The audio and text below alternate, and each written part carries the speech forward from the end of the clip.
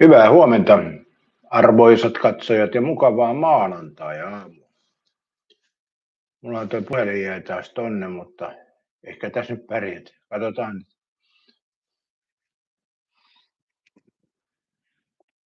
Joo, sehän olisi maanantai. Ja lähdemme tästä maanantain viettoon, tai viettämisen alkuun. Mikä tämä nyt sitten onkin? Katsotaan muuten taas toi tosta. Joo. Huomenta vaan, Katja, ja mukavaa maanantai-aamua. Joo, tuossa äsken vilkaisin, niin tähän potkupallosarjaan on tullut jo 7 joukkuetta mukaan, että nyt alkaa sitten huomenta Eetu, nyt alkaa Eetu meilläkin olla tiukkaa jo mitalin kanssa, kun siellä on jo 7 joukkuetta mukana. Mutta joo, hyvä, että sinne on liittynyt. Mä en ole vielä tehnyt siitä varsinaista semmoista ilmoitusta tuosta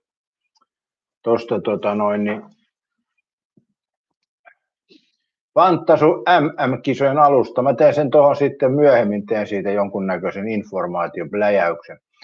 Mutta ne, jotka ei ole katsonut tuossa aikaisemmissa lähetyksessä, löytyy ne linkit sieltä alta.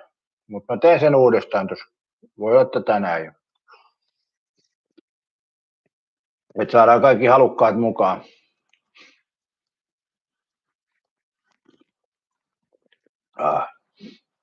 Joo, tässä aamukahvin merkeissä. Toinen kahvi on menossa kyllä tässä jo, mutta se on mielenkiintoista. Mä heräsin taas jo 5 aamulla.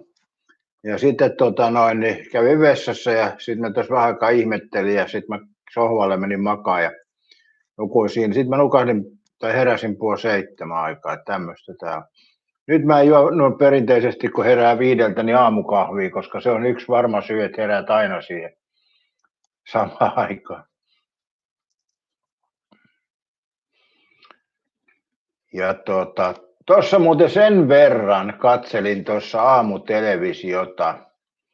Eli siellä nyt oli ohjelma, että syyttäjävirastolta ollaan vähentämässä rahaa. Niin ne tietysti valitti, että voi kun ei nyt pääse syyttämään ja ulosottolaitokset ja niin edespäin.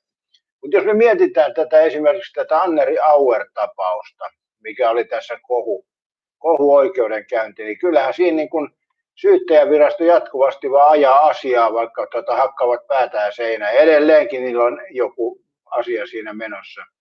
Eli kyllähän siellä syyttäjävirastolla aivan liikaa sitä rahaa on, että pystytään vuosikausia tämmöistä selkeää asiaa ajamaan, niin silloin sitä rahaa on siellä liikaa. Se on vaan niin yksinkertaista.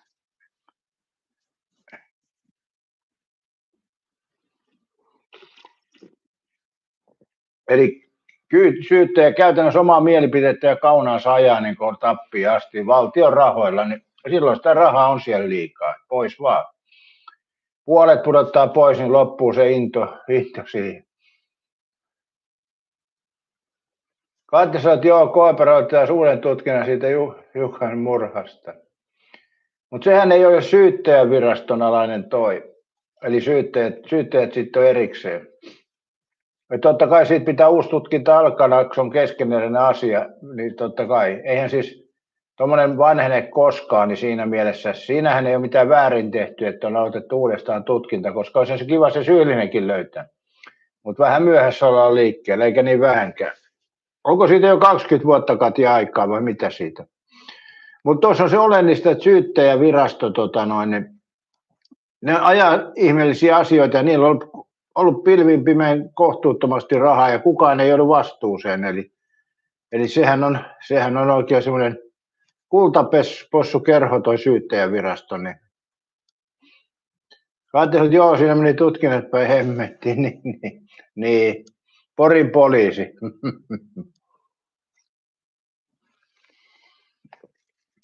Joo. Niillä oli asenne, niin se vaikutti tuohon ja näinhän se on. Poliiseja toki on ihmisiä, ne on, ei kai siis sen kummallisempaa, mutta syyttäjävirasto on sitten eri asia taas ja sitten jos niillä on semmoinen, että jääräpäisesti ajavat tuommoisia asioita, niin liikaa rahaa silloin ilman muuta. Et lopputulos kun on selvillä, kyllä mä uskon, että nuo syyttäjät tiesi, että ne hävit on, mutta yritetään silti vaan. En tiedä. Mutta hyvä, että sieltä rahaa vähän vähennetään. Mä oon sitä mieltä. Mutta käytännössä, jos me mietitään totakin asiaa, että siellä vähennetään jotain, niin eihän se tavalliseen ihmiseen vaikuta muuten kuin, että asiat pitkittyvät. Kyllähän tuommoisiin media-asioihin aina siihen rahaa riittää, näin se vaan on.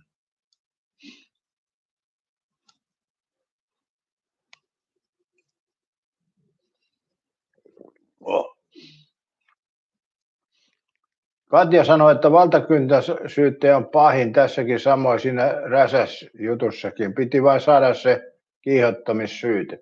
Niin Katja, siinä on just se, että liikaa on rahaa. Se on niin kuin, näissä asioissa näkyy just, että toi Räsäsen jutus, niin olihan se nyt naurettava, että Räsänen siteraa Raamattua, mikä meillä on oppikirjana jossain kouluissakin tai uskon oppikirjana, niin onhan toi ihan naurettava.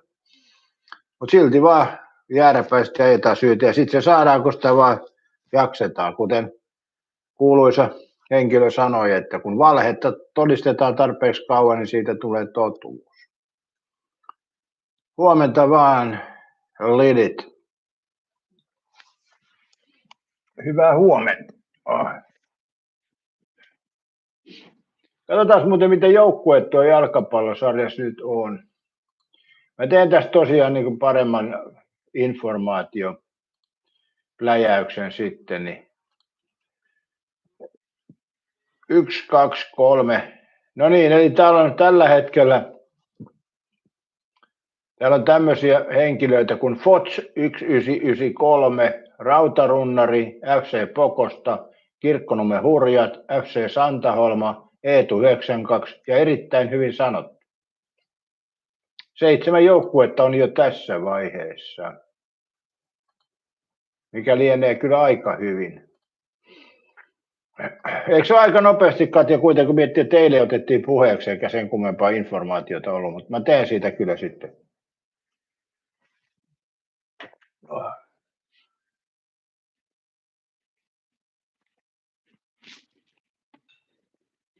Nythän muuten tässä on tullut taas uusi juttu tässä YouTubessa. Toki se on varmaan ollut jo jonkun aikaa, mutta nyt tai pitkästä aikaa kokeilin. Mä oon joskus tehnyt sen, kun esimerkiksi jos mä teen vaikka parin tunnin lähetyksen tai ajeluvideon tai minkä tahansa, niin mä oon aina itse niihin luonut ne kuvakkeet. Ja viime aikoina mä oon käyttänyt siltä tavalla, että mä oon antanut tekoälyn tehdä kuvan, sitten mä oon pannut oman naaman siihen.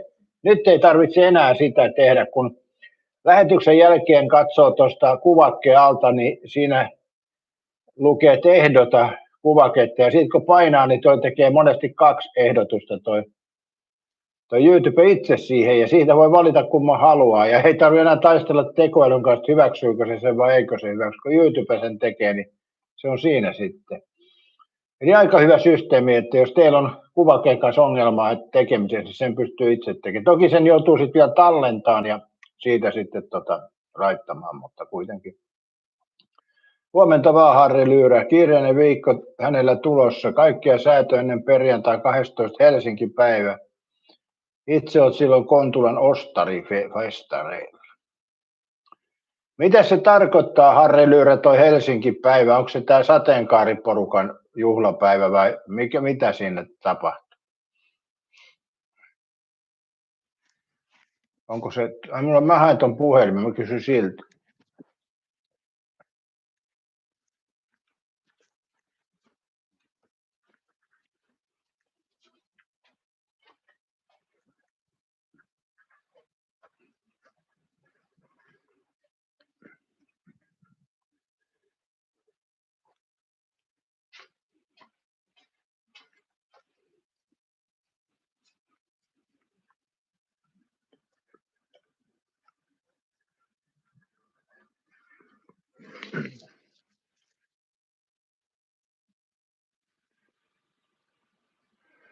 Niin muunneltu huomenta. Räsäsen jutussa poliisi totesi syyttäväksi syyttävä asia eteenpäin poliisien vastusta huolimatta. Joo, näinhän se on, että siis syyttäjillä on liikaa rahaa.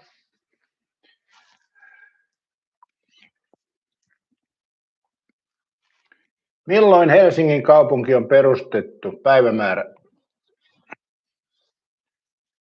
Helsingin kaupunki on perustettu 12. kesäkuuta 1550. Joo, niin sieltähän se tuli jo. 1550 onhan siinä vanha stadi. Kamla stadi, hei Harri.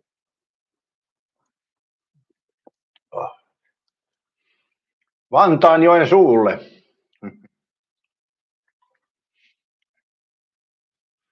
Mikähän toi muuten ennen Helsingin maalaiskuntaa, niin mikähän Vantaa oli muuten nimeltä? Oliko se Hämeenkylä?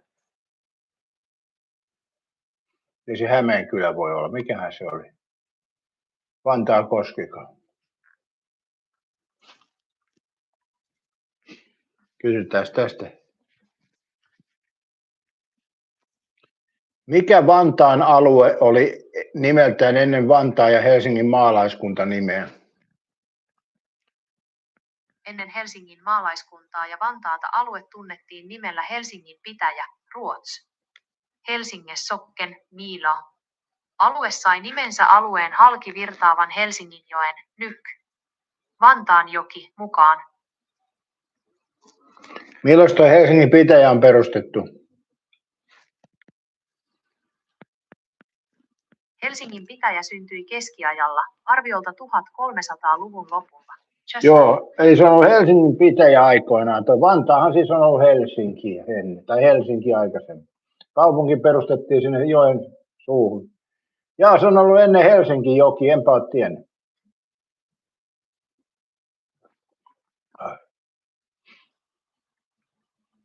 Muulta kysyi, ketkä oli rakentamassa Helsinkiä. Ei hänekään hengissä enää ole, mä luulisin. Kustaa Vaasa, ruottalaiset. Hei. Siellä laulussakin Kustaa Vaasa teki viisaasti, muuten ei olisi Helsinki Pohjola valkea kaupunki. Ehkä se ruottalaisten rakentama Helsinki.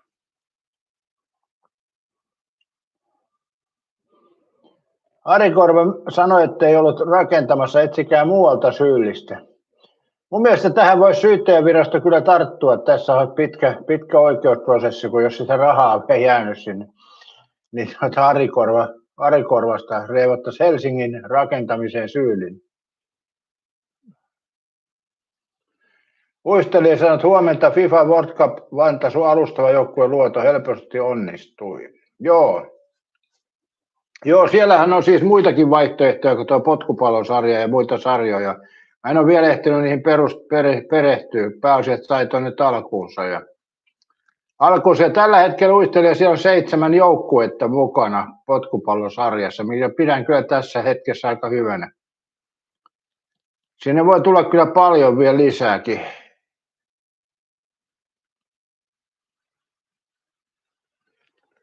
Katja sanoi, paitsi oli ihan yhdessä miekkarissa, että somalit ovat rakentaneet Helsingin.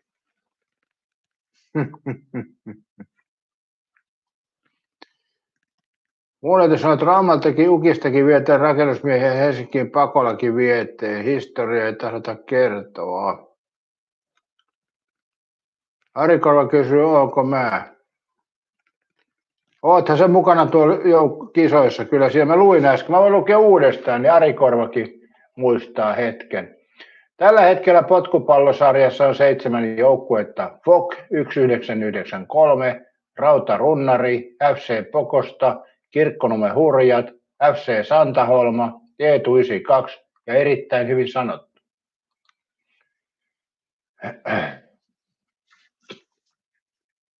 Sehän on tuossa tietysti uistelija, kun ajattelee, se on sama kuin tuossa Premier Fantasy liigassa, että jos siinäkin on yleensä se 20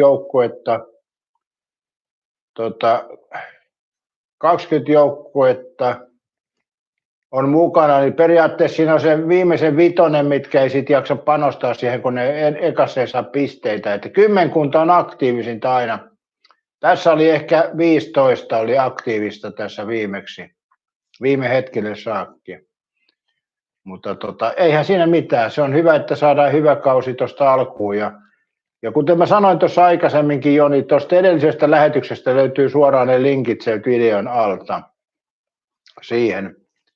Ja mä teen siitä vielä erillisen infolähetyksen. Ja sitten tietysti tuossa seuraavalla tulee jääkiekkokaudella mä teen saman systeemin sinnekin, niin katsotaan sitten miten siellä tapahtuu. Ja nythän en mä nyt fanita, mutta Jokereita vähän niin kuin aavistelen kärkeen, niin se voi kyllä vaikeuttaa mun pelaamista.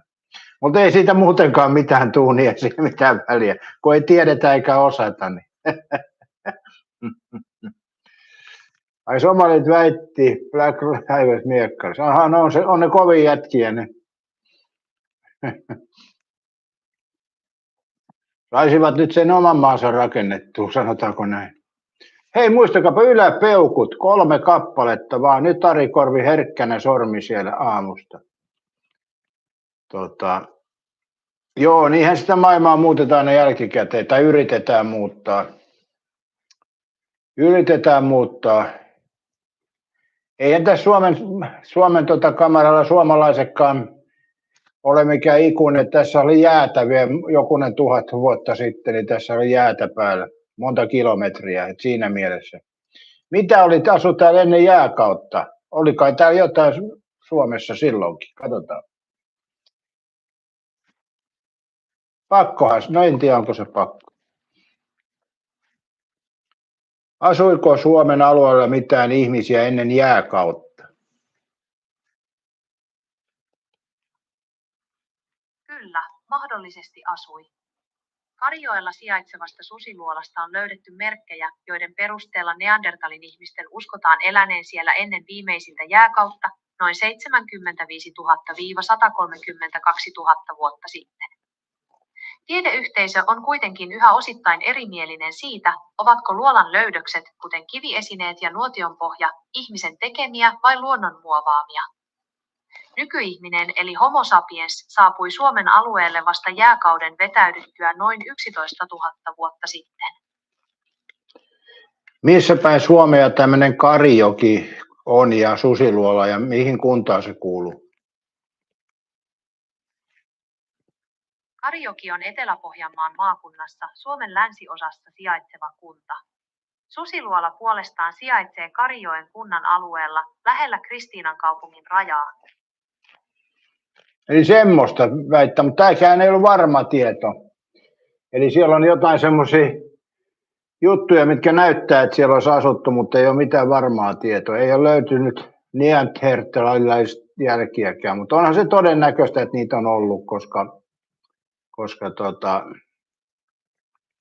tutkimusten mukaan niitä on ollut, niin kai ne on levittäytynyt joka puolelle.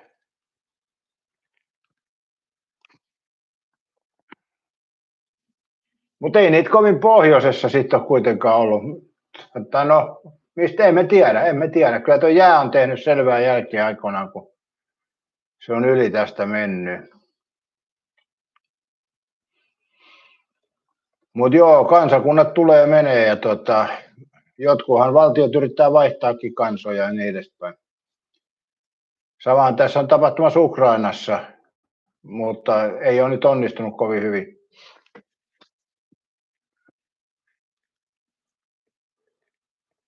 Mutta onhan se miettii Harri Lyyrä, niin jos me puhutaan Suomen kansasta, niin onhan tuo jääkiekko aika yhdistävä. Kyllä se vaan on. Vaikka en itse ole silleen jääkiekon mikä fani, mä en oikein sinänsä, maaottelut mä toki olen katsonut, ja ne maailmanmestaruuskisat kiinnostaa, mutta kaikki tämmöiset Isvestia-turnauksen tapaiset, ne ei ne kiinnosta. Nytkin taisi olla joku vastaava turnaus ennen kisoja, niin se ei kyllä kiinnosta tippaakaan. Eli ei jaksa yhtään peliä katsoa, MM-kisat kiinnostaa, ja onko se sitten se kansallisuuden tunne tässä MM-kisossa? Toi sarjapelit jääkiekko se ei kiinnosta. Mutta nyt toivottavasti ensi vuonna kiinnostaa, kun Jokerit nousee. Mutta kyllä toi maaottelut kiinnostaa. No onko siinä se kansallisuuden tunne sitten? Voi se olla näinkin. Että onko se jääkiekko meidän Suomen kansaa yhdessä pitävä voima? Pitäisiköhän tämä hyväksyä näin? Mä en oikeastaan ajatellut sillä tavalla laajemmin ollenkaan. Eli onko se meidän yhteiskunnalle ilmiö, mikä pitää meidän suomalaisia niin kuin yhdessä? Mehän ollaan semmoinen jukuripää riitelevä kansa, että siinä mielessä on joku asia, mikä yhdistääkin. Vai mitä, Ari Korva? Eikö se ole hyvä, että suakin joku yhdistää?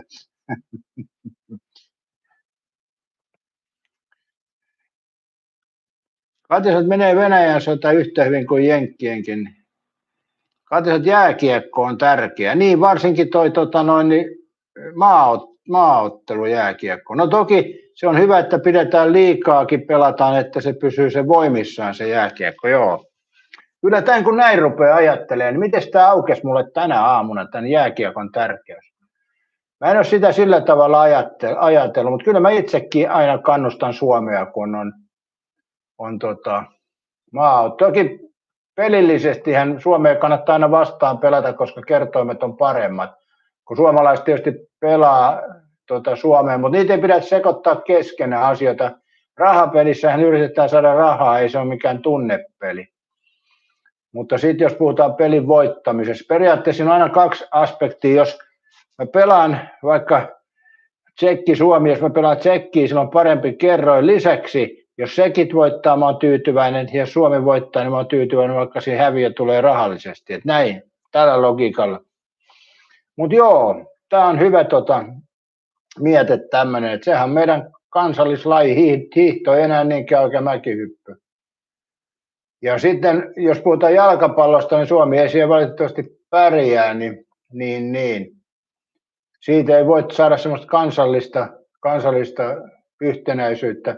Toki naisten jalkapallohan nyt on jonkun verran pärjännyt, mutta ei se kuitenkaan, siis me ollaan jääkiekossa maailman huippua, eli maailman parhaita, ja monesko kerta oli 5. jo, eli siinä mielessä.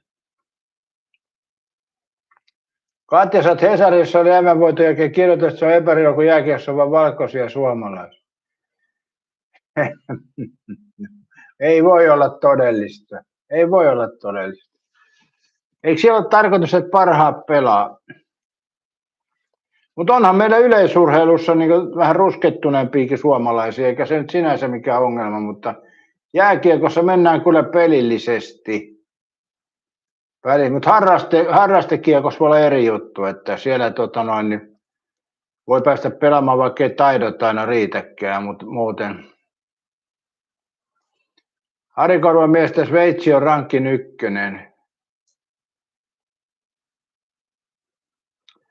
Muunneltu sanoo, että eliitti hamuaa luonnonvaroja sumeilematta ja sota on yksi tapa tehdä siitä. Pienet maat on pelkkiä pelinappuloita sakkilaudalla. Niinhän se menee. Se on ihan selkeä. Se on vahvemman oikeudella. Ei siinä ne keillä on liitua, niin ne piirtää muunneltu. Se vaan on näin aina ollut ja aina se tulee olemaan. Eikä siitä muutu miksikään. Eihän maailma ole mikään demokraattinen paikka, eikä siitä ikinä tule semmoinen. Eli aina ne rikkaammat ja vahvimmat vie ja muut vikisee. Ja kansaa pidetään jonkinasteisessa tyytyväisyydessä, ettei ne ala kapinoimaan. Tämähän on koko tämän yhteiskunnan pystyssä pysymisen edellytys. Eli Kaitasella miettikää, futiksessa on tummia, miten se sitten. Onhan se, siis eihän ne ole siis haitaksi siellä ollut nekään, että kyllähän jalkapallossa on, mutta jalkapallo on paljon, sanotaanko maailmanlaajuisesti isompi peli, siellä on vaikeampia menestyä ja sitten siellä on lähinnä etelän maat jylää, kun siellä on lämmintä ilmaa. Eli siellä on lämmin ilma ja paremmat olosuhteet. Jääkiekkohan on pohjoisen leveysasteen peli. Ei näitä etelän maita oikein siellä ole. Ei ole Espanja pärjännyt eikä Marokko jääkiekko. Mutta jalkapallossa molemmat pärjää. Muunneltu sä oot ihan Roomankin piirsin liidulla aikana, kunnes aikaa ajoi ohitse. Mutta eihän se muuttunut se systeemi. Sitten siihen tuli noit muut valtiot otti sen ohjakseen. Sama juttu jatkuu. Että erittäin hyvin sanottu, huomenta kiirettä pitää, näkyykö mun joukkue. Joo, näkyy. Mä luettelin äsken. 7 joukkuetta on tällä hetkellä mukana. Ja sinun erittäin mahtava joukkue, se on myöskin täällä mukana. Mutta katsotaan tuossa. Ei tässä ole muuten enää kuin 3 päivää aikaa, kun alkaa MM-kisat ja kova ottelu on heti kärkeen. Mä en tiedä, tuleeko noita telkkarista. Katsotaan.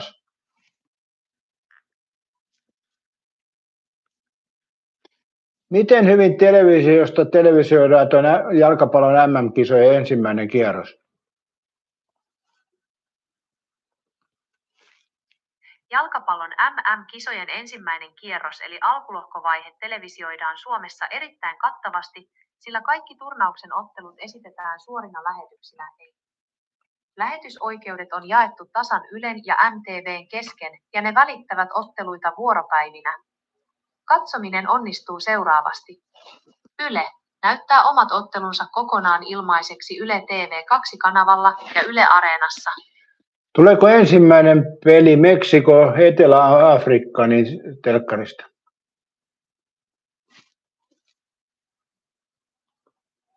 Kyllä tulee. Turnauksen avausottelu Meksiko-Etelä-Afrikka esitetään suorana lähetyksenä torstaina 11. kesäkuuta kello 22.00 alkaen. Ottelu näkyy ilmaiseksi Ylen kanavilta, Yle TV2 ja Yle Areena. Joo, eli ottelu näkyy suorana sitten ensimmäinen ottelu torstaina, aiku hieno. Erittäin hyvin sanottu, kysy miltä mun joukkue näyttää. Eihän sitä pysty katsomaan vielä, koska tuossa on sama juttu kuin tuossa Premier Fantasussa. Eli niitä toisten joukkueita ei pysty vielä katsomaan, koska muutenhan pystyisi matkiin toisten joukkueita. Eli nyt ensimmäinen kierroshan mennään pimennossa. Eli ei näe kenenkään muun joukkuetta. Ja se on ihan hyvä niin. On se huono, jos me nähtäisiin toisten joukkueen, niin se olisi helppo taktikoida. Ja sitten kun me nyt ekan kierroksen jälkeen me nähdään muiden joukkueet, niin se taktikointi on siinä mielessä hankalaa, koska vaihtojahan saattaa tulla aika paljon.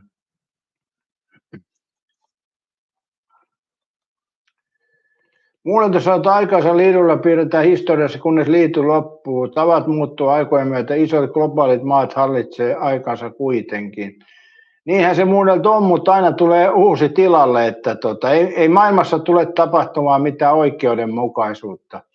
Se ei ole mahdollista ihmisen eikä eläimen hallinta-aikana, koska valitettavasti meidän elämä perustuu niin 3 asiaan, eli ravinto, lisääntyminen, reviiri. Eli nämä on ne 3 asiaa, mitkä kaikkia eläimiä vie eteenpäin ja ihmistäkin, niin se ei tule siitä muuttumaan. Eli ei pysty mitenkään sopimaan lapulla, että tehdään näin, koska joku siitä aina lipeää ja haluaa enemmän sitä lisääntymistä, ruokaa tai reviiriä. Niin jos saataisiin ajattelusta pois, ettei olisi, mutta mähän kysyin tekoälyltäkin, että voiko tekoälyt alkaa riitelemään keskenään. Tekoäly sanoi, että kyllä voi. Eli vaikka ajatellaan, että ihmisellä on nämä 3 perusviettiä, mitkä johdattaa, kaikille eläinkunnassa on näin, niin niistähän ei pysty pääsemään eroon, koska se on yksi tapa, millä tavalla eläimet on päässyt vallitsemaan maapallolla. Muutenhan täällä, kasvitkin käyttää samaa. Kasvitkin tukahduttaa toisen kasvin, että pystyy itse kasvamaan. Että näin se menee. Katjan mielestä seuraava, joka piirtää, on Kiina. En mä siihen kyllä usko. Entäs Katja Intia? Intiahan on ydinaseen valtio ja siellä on myöskin avaruustekniikkaa Intiassa. Olisiko se nyt, että Intia rupeaa sitten jylläämään? Katja sanoo, että tekoäly on ihmisen kouluttava. Niin alkuun, mutta sitten se jossain vaiheessa kouluttaa itseään. Muun eliitti on hallittu vuosisatoja jo valtiossakin, esimerkiksi Rothschild ja Rockefeller. Niin totta kai se on näin muunneltu, eikä se muutu siitä miksikään. Ei voi tulla semmoista demokratiaa ihmisille, mikä olisi, kaikki olisi tasa-arvo. Se on mahdottomuus, koska yksinkertaisesti se on mahdottomuus. Se vaan on näin. Katja sanoo, että Intia ei ole vielä valmis.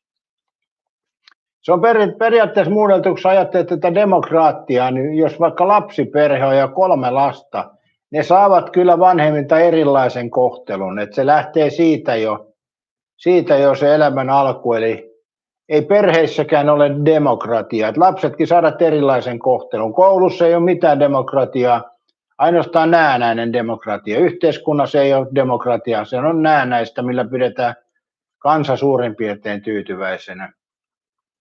Eli eliittiin kuuluukin hallita, se on ihan helvetin hyvä. Hyvä, että on joku hallitsija. Huomenta vaan Kai Mikael, eka kahvimotille menossa ja mustana niin kuin aina. Sama täällä, mustana menee nykyisin. Joskus oli sokeri ja kahvi, maitoa tai kermaa. Mutta omalla tavallaan se on noissakin oli hyvä noissa kahvipaikoissa, kun ne on siihen kaurajuomaan siirtyneet ihmiset, ja mä en semmoista litkua kyllä juo, että kyllä kahvissa, jos niin se pitää olla kermaa tai maito. Mä käytin yleensä semmoista kerma-maitosekoitusta, mutta sitten kun ne rupesi sinistä maitoa laittaa noihin maitopaikkoihin, niin eihän se sovi kahvi. Se on liian luiru. Punaista maitoa tai kermaa, jos niitä käyttää. Ja sitten oli näitä makeutusnappeja. Mä en tiedä, onko niitä vielä, kai niitä on. En ole kiinnittänyt huomioon. Sokeri on oikein, jos laittaa jotain. Kai Mikael sanoi, että vahva diktatuuri voittaa aina heikon rappio, demokratian ei koskaan enää demokratia. Mä oon samaa mieltä Kai Mikael tässä. Demokratia ei se toimi. Eli hyvä diktatuuri on parempi kuin huono demokratia. Onko sitä hyvää demokratia? Ei sitä ole. Koska ihmisen luonne on mitä on. Katja, sä oot kauravettä, joka valkaistuu. Niin. Vedessä liotettua kauraa, joka on valkaistu, niin jotkut käyttää kahvissa sitä, niin en pysty ymmärtämään. Mutta en mä toki ymmärrä mitään muuta, eihän mä mistään mitään ymmärrä. Ei tiedetä eikä osata. Näin se menee. Se on kyllä totta, että demokratia, niin se on mahdoton yhtälö. Se ei toimi missään asiassa, koska ihmisen luonto on mitä on. Ja se on totta, diktatuuri on toimiva, mutta toki diktatuurissakin on se sama ongelma, että se tulee aina tiensä päähän, niin kuin muudeltu tuossa vähän vihjailikin, että se tulee tiensä päähän, koska se on vaan, että diktatuurissa niin ne ottaa itselle enemmän niin kauan, että se kansan kyky tuottaa sitä hyvinvointia katkee ja sitten tulee joku uusi diktatuuri. Muunneltus on demokratia hieno aate, käytännössä ei taida toteutua lain, ahneus, kateus tekee sen. Ne 3 asiaa, reviiri, ruoka, lisääntyminen. Eli näitä ei voi tehdä demokraattisesti, valitettavasti. Jos mietitte tätäkin reviirijuttua, mistä mä oon puhunut, se on ihmisellä yksi vietti, mitä se on pakko toteuttaa. Niin sanotaanko näin, että jos on omakotitaloalue, Katja taitaa asua omakotitaloalueelle, niin jos esimerkiksi entisaikaan oli komposti omakotitaloissa, ja on kai niissä vieläkin, niin mihin se komposti laitettiin? Laitettiinko se talon nurkalle? No ei laitettu. Se komposti vietiin sinne rajalle, naapurin rajalle. Eli siellä se haisi sitten naapurin rajalla. Eli se kertoo sen jo. Ja monesti se ventiin pikkasen vielä naapurin puolelle. Eli toisin sanoen siinäkin näkee, että se systeemi ei voi toimia. Ja sitten jos meillä on näitä niin kuin kuntia pitkin Suomea, niin katsokaapa vain, niin vanhat kaikki kaatopaikat on naapurikunnan rajalla. Eli sinne viedään, vaikka olisi vähän hankalampi matka, kun pääsi, että se on siellä naapurikunnan rajalla. Valumat menee naapurikunnan puolelle. Eli näin se menee. Tämmöistä se demokratia on, kun sitä oikein oivaltaa.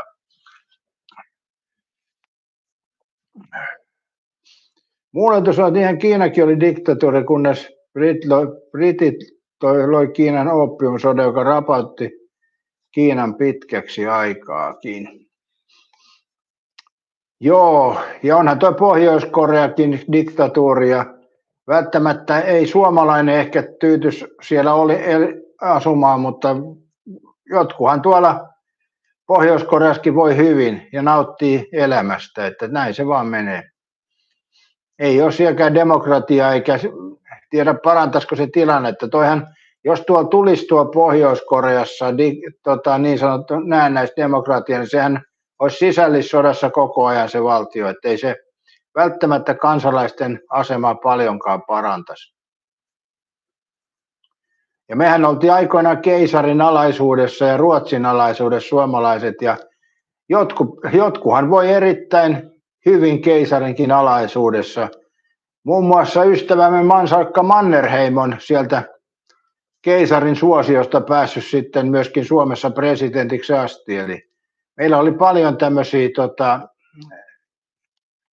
jotka voi erittäin hyvin silloin aikoinaan, kun oltiin Venäjän valla. Kaikki ei voinut, mutta monet voi tosi hyvin. Meillä oli rikkaita ja mahtimiehiä ja naisia, niin ne oli tämän Venäjän diktatuurin alaisia.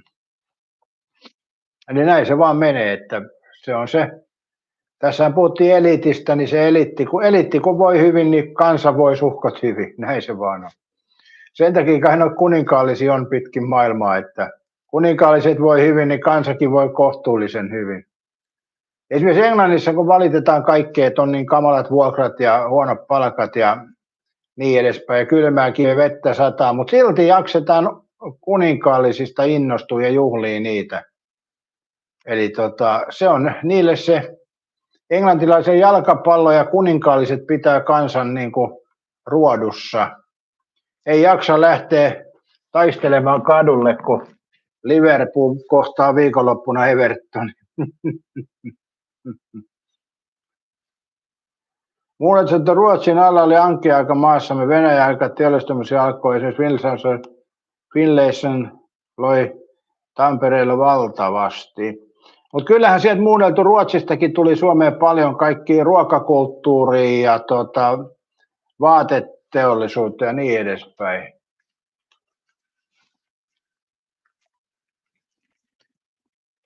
Onko toi Finlayson aikana Tampereella, oliko se ruotsalaista alkuperää? Ei ollut vaan se oli skotlantilaista alkuperää. Tehtaan perusti Tampereelle skotlantilainen insinööri James Finlayson vuonna 1820. Eli Finlayson oli skottilainen. Eikö toi ollut Ruotsin vallan aikana vielä silloin toi Suomi?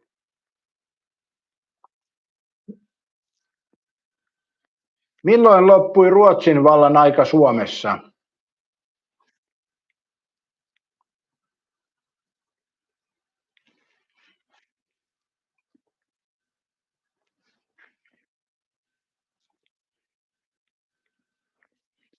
Milloin Suomessa loppui Ruotsin vallan aika? Suomen Ruotsin vallan aika päättyi vuonna 1809 Haminan rauhaan, jolloin Suomesta tuli autonominen suuriruhtinaskunta osana Venäjän keisarikuntaa. Joo, oli 11 vuotta oli muunneltu. Nyt oli sulla tiukat paikat tässä. 11 vuotta oli Venäjän vallan aikana, kun Finlayson tuli Skotlannista Suomeen. Eli se oli 1820 ja Venäjän valta alkoi 1809, eli 11 vuotta oli siinä välissä.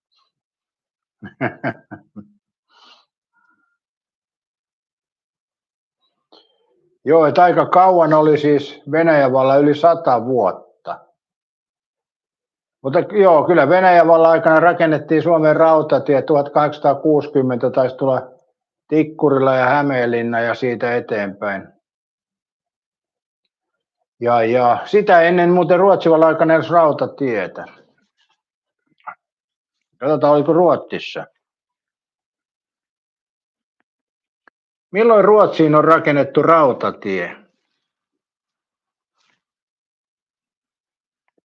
Ruotsin ensimmäinen yleiselle liikenteelle tarkoitettu rautatie, Yksasta Klara Elfsjärven, otettiin käyttöön vuonna 1800. Aika sama aikaan kuin Suomessa kyllä, joo.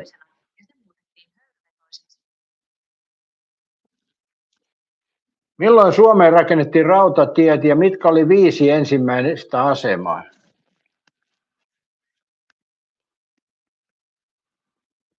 Suomen ensimmäinen rautatie rakennettiin vuosina 1857–1862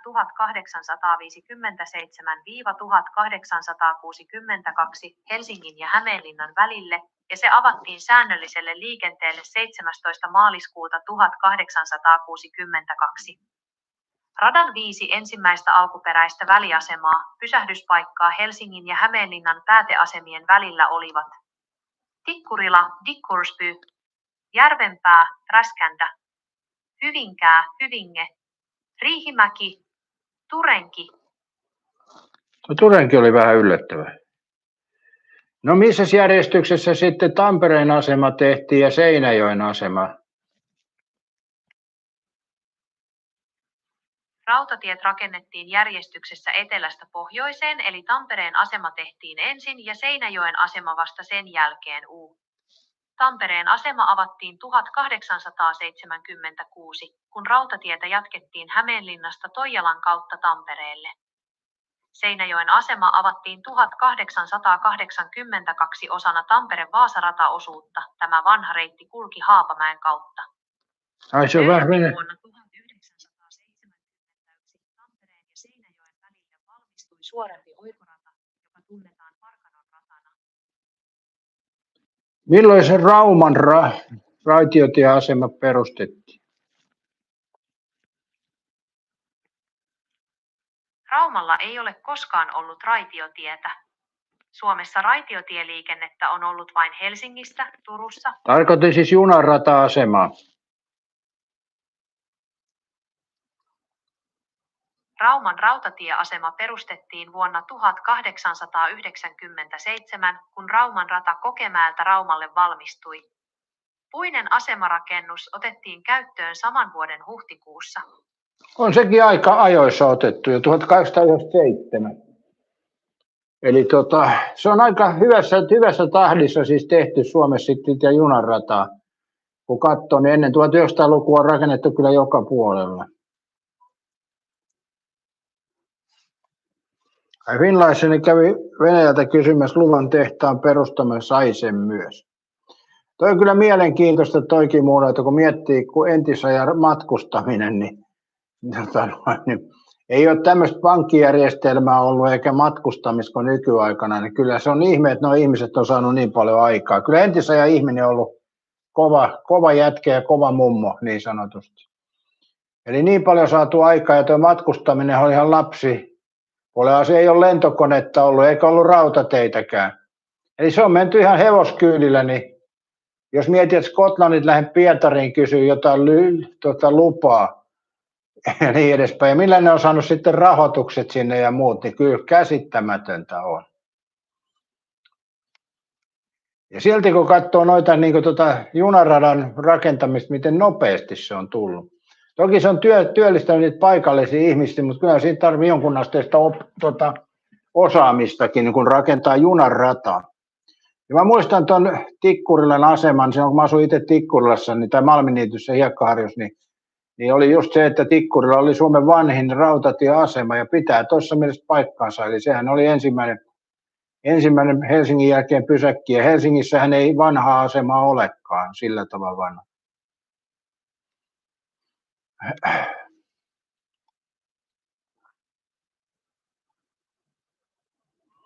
Joo, tuossa katsoin, että se on 72 syntynyt ja 52 kuollut, niin onhan se elänyt aika vanhaksi kuitenkin, 70-vuotiaaksi, joo. Erittäin hyvin sä luulen, että ennen vanhaan on jopa nopeammin hoitanut asiat. Niin ja tosiaan, mä nyt sanoin tuossa virheellisesti, eihän se Skotlannissa tietenkään ole lähtenyt hevoskyydissä, vaan se on mennyt laivalla tonne Pietariin. Joo, totta kai, joo, eihän se sitten niin paharasti ole. Mutta kai se siihen aikaan laivamatkakin Skotlannista Venäjälle kestää sen pari viikkoa. No kyllä se sen verran varmaan on kestänyt, vaikea sanoa. Et siinä mielessä laivathan oli silloin se ykköskulkuneuvo, joo, eikä mitkään hevoset. Laivalla mentiin, mutta kyllä se on mielenkiintoista. Skotlannista lähtee Venäjälle neuvottelemaan jostain Tampereen Finlaysonille. Tampereellahan ei pääsekään laivalla sillä tavalla mereltä.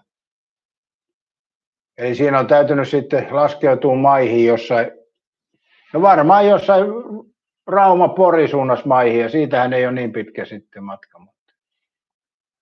Mutta on se mielenkiintoista, miten paljon ne on saanut siihen aikaa.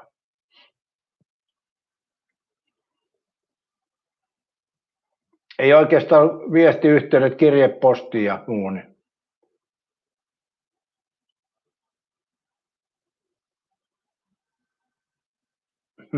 Joo.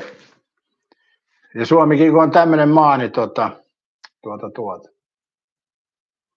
Et kyllähän se on paljon vaikuttanut rautatie ja lentokoneet tähän maailman kehittymiseen. Ja aina vaan pitäisi nopeampaa mennä. Että mikään ei riitä siinäkään. No kyllä mä periaatteessa on sitä mieltä, että jos junassa kun menee 200, niin kyllä se voisi periaatteessa mennä sen 300. Mutta ehkä se siinä alkaa se raja sitten, että ei tarvitse mitään suurnopeusjunia 500 kilometriä tunnissa. Mutta 300 nyt voisi olla semmoinen, niin kuin, vielä turvallisuus jotenkuten säilyisi, mutta omalla tavallaan sitten tuo rataverkko kun on, niin se pitäisi olla kyllä, eikä siitä saakaan niin, että se olisi 100% turvallinen, mutta joo.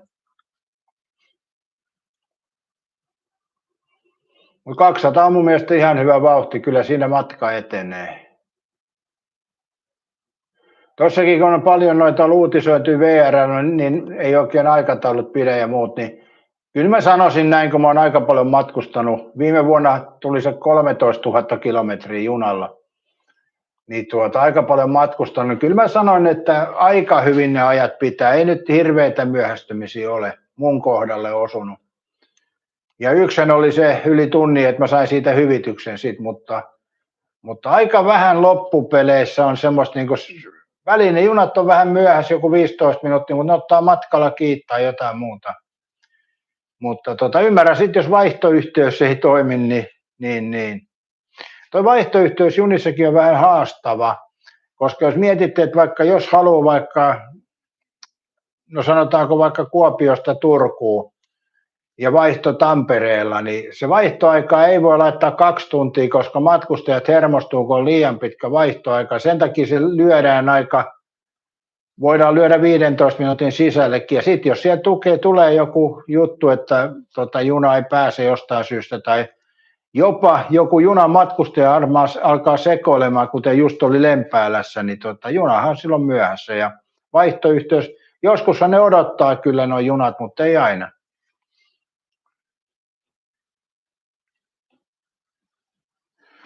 Kirkahan laula, junilla on kiire, minulla ei, mutta nykyisin se on toistepäin kyllä. Katjassa magneettilevitaatiojunat kulkee 600 kilometriä. Joo, mutta ei niitä Suomeen kyllä tule tommosia. Rataverkko on vaan liian hankala siihen. Eli tuo 300 kai on mahdollista. Paras muuten, mitä mä oon junassa mitannut nopeutta, kun mä oon mennyt 204 kilometriä tunnissa. Eli juna on ajanut yli nopeutta 4 kilometriä. Koska tuossa monissa junissa se on maksiminopeus se 200. Ja sitten on semmoisia rataosuuksia, missä on paljon alhaisempi, että kaikissa ei voi ajaa. Mutta 204 olen mitannut junan nopeudeksi. Siellä on kuski vetänyt yli nopeutta. Se on saanut vähän aikataulua kiinni.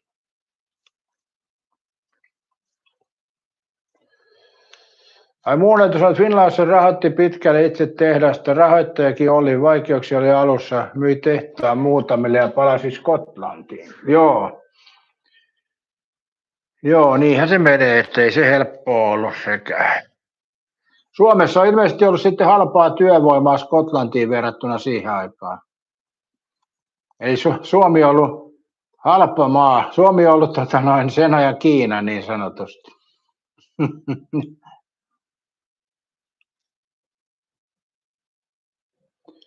Katja sanoi, että Pendolinos on 220, sellaisen kyydissäkin oli Tampere-Helsinki. Se ei pidä Katja täysin paikkaansa. Eli Pendolino, sen huippunopeus on 220, joo, mutta Suomen rataosuuksilla ei saa ilmeisesti ajaa missään 220. 200 on maksiminopeus. Eli sen kyydissä ei voi olla tuossa vauhdissa. Kun tuo rataverkko määrittelee, ei Katja mielestä mittari näytti 220. Katsotaan kohta. Kuinka lujaa IC-juna voi ajaa, jos ei huomioida ratakohtaisia määräyksiä? Suomessa Intercity-juna voi ajaa enimmillään 200 kilometriä tunnissa. Tämä johtuu puhtaasti kaluston teknisistä rajoituksista, sillä IC-junien kaksikerrosvaunujen ja veturien SR2 ja SR3 suurin sallittu rakennenopeus on 200 kilometriä tunnissa.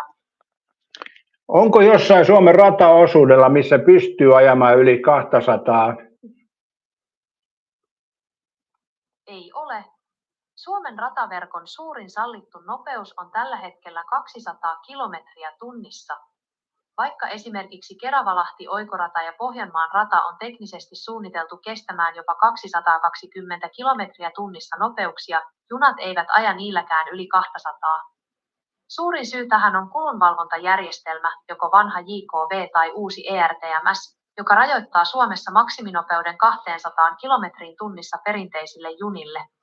Nyt täytyy kyllä Katja sanoa, että sä muistat ilmeisesti väärin, koska Suomessa on rataverkon maksiminopeus 200, niin Pendolinokaan ei voi. Voiko Pendolino ajaa jossain yli ton sallitun 200 kilometrin ratanopeuden? Kyllä voi. Pendolino on Suomen ainoa juna, joka saa ajaa yli 200 kilometriä tunnissa. Pendolinon suurin sallittu nopeus on 220 kilometriä tunnissa ja se voi käyttää tätä huippunopeutta Keravalahti-oikoradalla.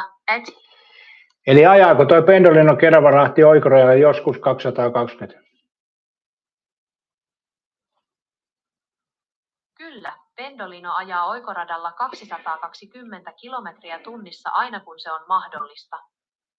Käytännössä Eli toisin sanoen Pendolino voi ajaa tuossa Kerava-Lahti välillä voi ajaa 220 ja Katja sä oot 15 vuotta, mutta silloinhan ei ole Katja muistat nyt kyllä väärin. Silloin 15 vuotta sitä rataa ei ollut kyllä. Eli Katja muistat nyt väärin, ei se ole voinut ajaa, kun Suomessa on 200 suurin sallittu nopeus ja Kerava-Lahti-väli voi ajaa 220, mutta se ei ole 15 vuotta se rata kyllä.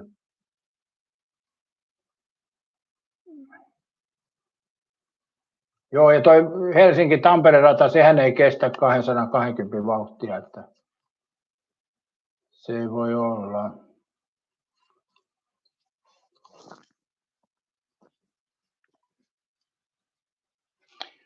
Katsotaan, jos on testijuna. Se on ainut mahdollisuus, Katja, mikä sut pelastaa vielä tästä. Onko Pendolino-juna ajanut joskus Helsinki-Tampereen välillä 220 kilometriä tunnissa?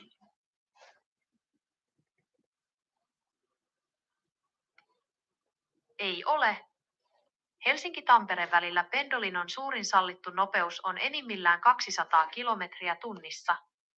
Suomessa ainoa rataosuus, jolla Pendolino ajaa 220 kilometriä tunnissa, on Keravalahti-oikorata. Mikä oli tuon pääradan Helsinki-Tampere suurin sallittu nopeus 15 vuotta sitten? Se oli 200 kilometriä tunnissa. Helsinki-Tampere välillä nopeus nostettiin tähän enimmäislukuun jo 1990-luvun ja 2000-luvun taitteessa, eikä sitä ole sen jälkeen korotettu. Joo, eli se on nostettu 2000-luvun taitteessa, eikä et ole Katja ollut 220 vauhdissa. Mutta tosiaan mä oon mitannut kyllä itse tuon 204 nopeuden ja sekin voi olla sitten GPS-vauhdissa. Mutta tuossa oli tietoja. Kyllä mä muistan, että Suomen rataverkossa tosiaan toi 200 on maksimi, mutta tuossa uudessa radanpätkässä Kerava-Lahti, niin siinä voi ajaa 220.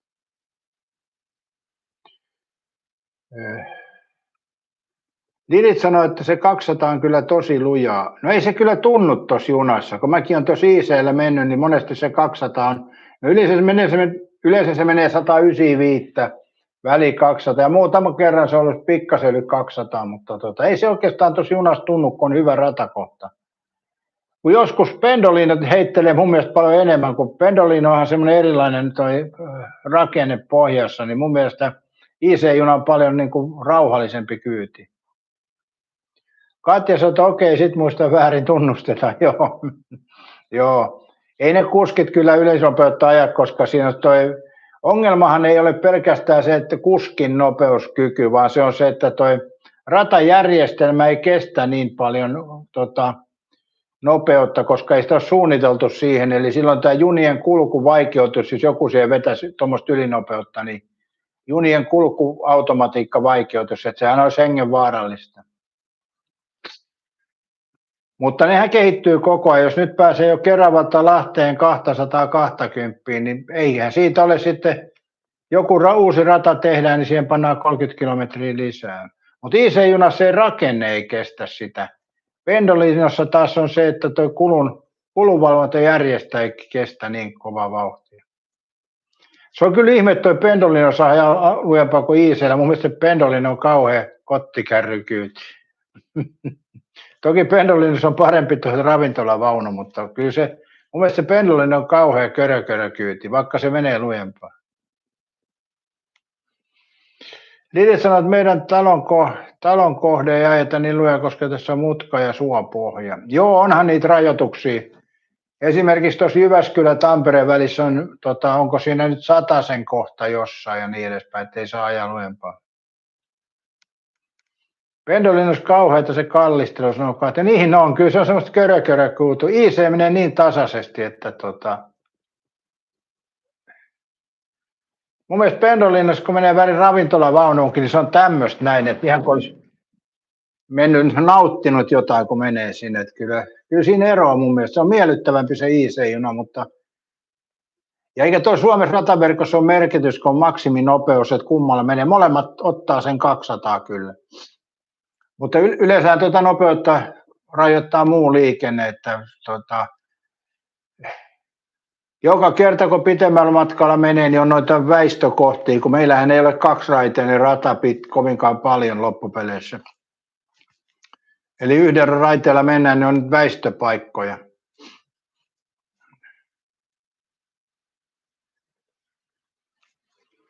Lili sanoi, että usein junat toppaa, kun piti ajoittaa kulku ennen Tamperetta. Niin, se on se junan väistösysteemit ja muut, että nehän on.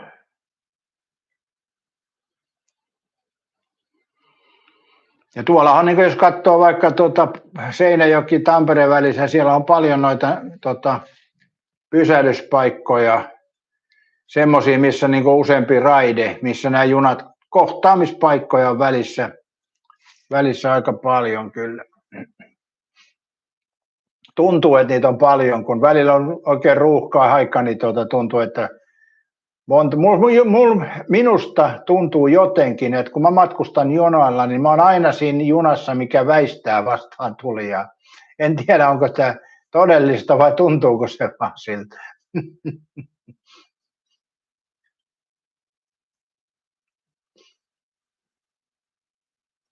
Mutta nehän suunnittelee rataa kaksiraiteiseksi vähän pitemmälle ja tuohon nopeutta tuohon Helsinki-Tampereen. Mä en tiedä, tarviiko se. Paljonkohan suunniteltu nopeus on muuten toi Helsinki-Turku? Paljonko on suunniteltu oikoradalle Helsinki-Turku se nopeusrajoitus maksimi?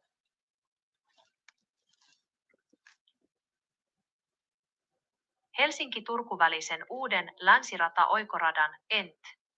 Tunnin juna, ratageometria suunnitellaan mahdollistamaan jopa 300 kilometriä tunnissa enimmäisnopeus. Junien varsinaiseksi matkanopeudeksi henkilöliikenteessä on kuitenkin kaavailtu 250 kilometriä tunnissa.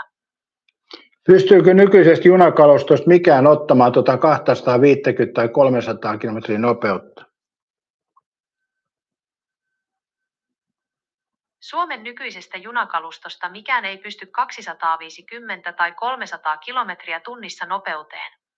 VR:n nopeimpien junien eli Pendolinon SM3 ja kotimaan liikenteeseen siirtyvien Allegro-junien SM6 tekninen huippunopeus on 220 kilometriä tunnissa. Intercity-junia vetävät SR2 ja SR3-veturit pystyvät puolestaan enimmillään 200 kilometriä tunnissa vauhtiin. Länsiradan suunniteltuja huippunopeuksia varten Suomeen on siis hankittava kokonaan uutta suurnopeuskalustoa. Joo, mutta on tuo aika paljon siis 250 jopa 300 kilometriä tunnissa, että ehkä tuossa on se tekninen innovaatio, mitä Suomeen halutaan. Katja, eli tunnin junille tulee lisää hintaa kuin kalustokin uusia. Joo, siitähän tulee siis uusi kokonaan. Jos mietit, että 250 ja 300, niin ei kestä nykyiset, ei pääse näillä nykyjunilla. Eli huomata Yrjö Mika. Ootko Yrjö Mika huomioinut, että nyt alkaa MM Fantasu? Perustin perustin M-Fantasu-sarjan, eli 11. päivä alkaa MM-kisat, eli se on käytännössä sama kuin tuo Premier Fantasu, mutta se on MM-kisoi. Ja 7 joukkuetta on jo mukana. Erittäin hyvin sanottu, että nekin junat tehdään varmaan muualla kuin Suomessa. Niin ei kai Suomessa tehdä enää mitään junia. Lokomohan niitä teki joskus, mutta ei kai niitä tehdä. Kaikkia ne tulee ulkomailta, Italiasta ja missä noita Ranskasta, missä noita nopeusjunia on, Japanista varmaan. Japanihan on hyvä paikka tuottaa junia Suomeen. Ei Suomessa taida kyllä olla semmoista junateollista, mikä pystyy näihin huippunopeisiin juniin.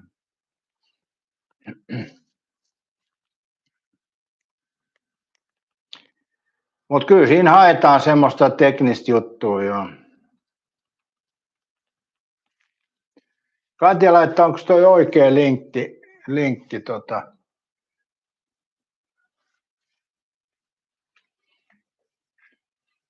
Joo, Fantasuleakos. Mun pitää erikseen se tuot katsoa. Mistäs mä katson tuossa puhelimeen.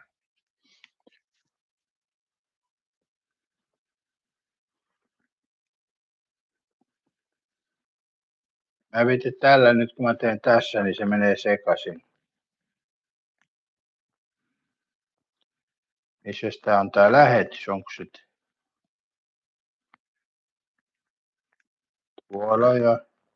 tuolla ja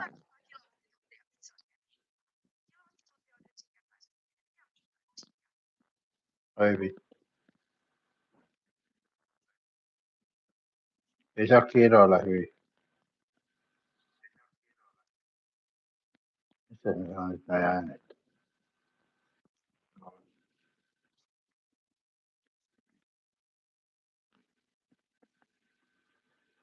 Joo, arvostamme yksityisyyttä, kiitos siitä. Joo, tuolta toi löytyy. Et sinne voi rekisteröityä, mutta mä teen tuosta vielä sitten erikseen, että eilisestä lähetystä löytyy nuo linkit.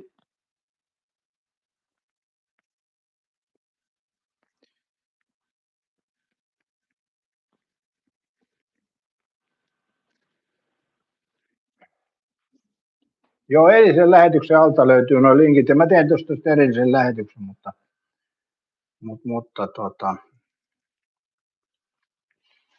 joo, se vaatii uuden junan ja onhan toi omalla tavallaan, jos miettii, sehän maksaa paljon. Niin kuin mikä nyt ei maksas, mikä maksas vähän. Sen takia ihmetin, että entisaikoinaan junaliikenne Suomeen rakennettu, ne on rahaa ollut asemapaikkoihin ja kaikkea, että silloin se raha ei ole valunut ulkomaille niin paljon kuin nykypäivänä. Ja onhan se hyvä, että Suomessakin mennään niin kuin eteenpäin. Eli tuommoista rakennetaan jotain tuommoista, mikä on tulevaisuutta. Et mä oon siinä mielessä, kyllä ei voida vain elää ja syödä ja kaikki ränsistyy ja mihinkään ei laiteta. Nythän meillä on kaupungissa semmoisia ongelmia, että ei saada purkaa eikä rakentaa, kun on suojeltu kohde. Niin mun mielestä toi on ihan perseestä. Joku vanha homeinen talo, missä on ikkunatkin lyöty säpäleiksi, niin mitä siinä on suojelemista? En ymmärrä. Eli tuo kulttuurihistoriakin on vähän semmoinen, että kyllä mun mielestä vaan pitäisi tehdä uutta kulttuuria jyrää pois. Että en mä näe mitään itseisarvoa jollain homeisella kämpällä, jos ei pysty asumaan ja muuta. Niin museovirasto pistää niin kovat vaatimukset, että jos joku haluaa sen ostaa, niin sen pitää lähes entisen veroisena. Mitään ei saa tehdä eikä uusia ilman museoviraston lupaa. Niin tuo on kestämätön tilanne. Et kyllä vaan niin kuin vanhat matalaksi ja uutta tilalle. Sillehän sitä on tehnyt aina, että sillä tavalla tämä Suomikin on nykyisensä. Et miettikää, jos Helsinki olisi vaan semmoinen kalastajakylä tuossa Vantaanjoen suussa, niin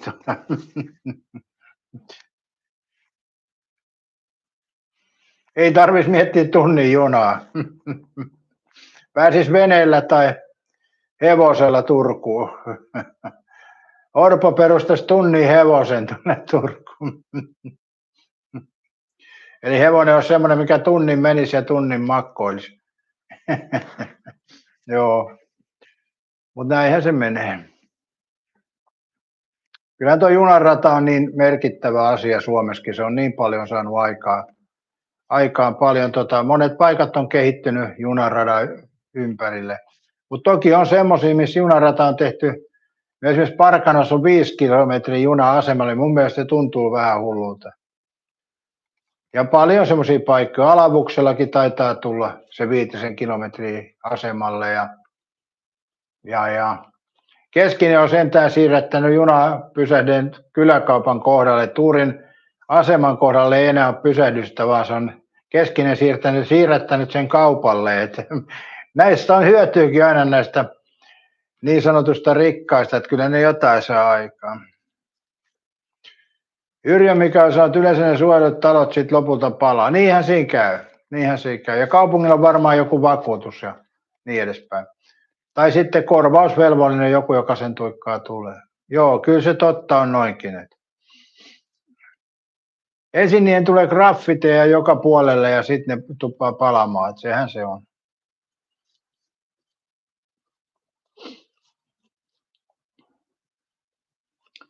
Mutta se on vähän semmoista ylisuojelemista. Tuo Turussakin on, miettikää, Turussa on näitä suojeltuja taloja. Niin esimerkiksi jos siellä hajoaa ikkuna, niin sähän et saa siihen laittaa normi-ikkunaa. Sun pitää ottaa semmoinen määrätyllä tavalla käsitelty lasi, mikä oli joskus 1700-1800-luvulla, voi olla vanhempikin, niin määrätyllä tavalla tehty lasi, mikä ei ole tämmöinen normaali lasin näköinenkään. Semmoisen saa laittaa ja se maksaa sitten tuhansia yksi lasi. Eli tämmöisiäkin kivoja juttuja on tuo Turussa, tai on varmaan muuallakin, mutta museovirasta lasi täytyy alkuperäisen laineen asentaa ja muita vaihtoehtoja ei ole.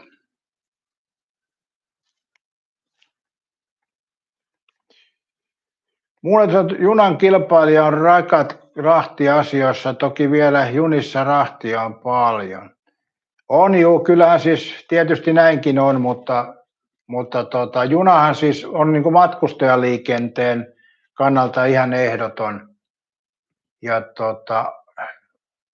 rahtijuniakin toki menee, mutta joo, kyllä rekkaliikenne taas, kun se poikkeaa siitä asemalta vähän sivumpaa, että kyllä rekkaliikenne myöskin on tärkeä tavaran toimituksessa.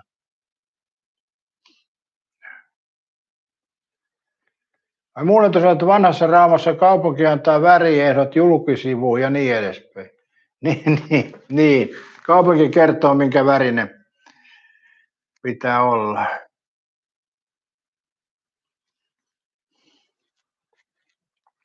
Se on hyvä muunneltu, ettei se kaupunki määrää vielä pukeutumisesta, kun siellähän on se vanha Rauma. Olen sielläkin käynyt joskus, niin siellä on se vanha Rauma. Niin pitäisikö vanhan Rauman asukkaiden pukeutus vanhaan tyyliin, että se istuisi sinne kaupungin. Etteihän nyt tämmöinen, jos mietit nykypäivää, kun pistetään rikkinäiset varkut ja tukka sininen, niin eihän se sovellu ollenkaan tuohon vanhaan kaupunkiin. Eli toisin sanoen asusteetkin pitäisi olla sitten vanhan kaupungin mukaiset. Eli siinä olisi vaatekauppa, missä olisi vaan vanhan Rauman vaatteet.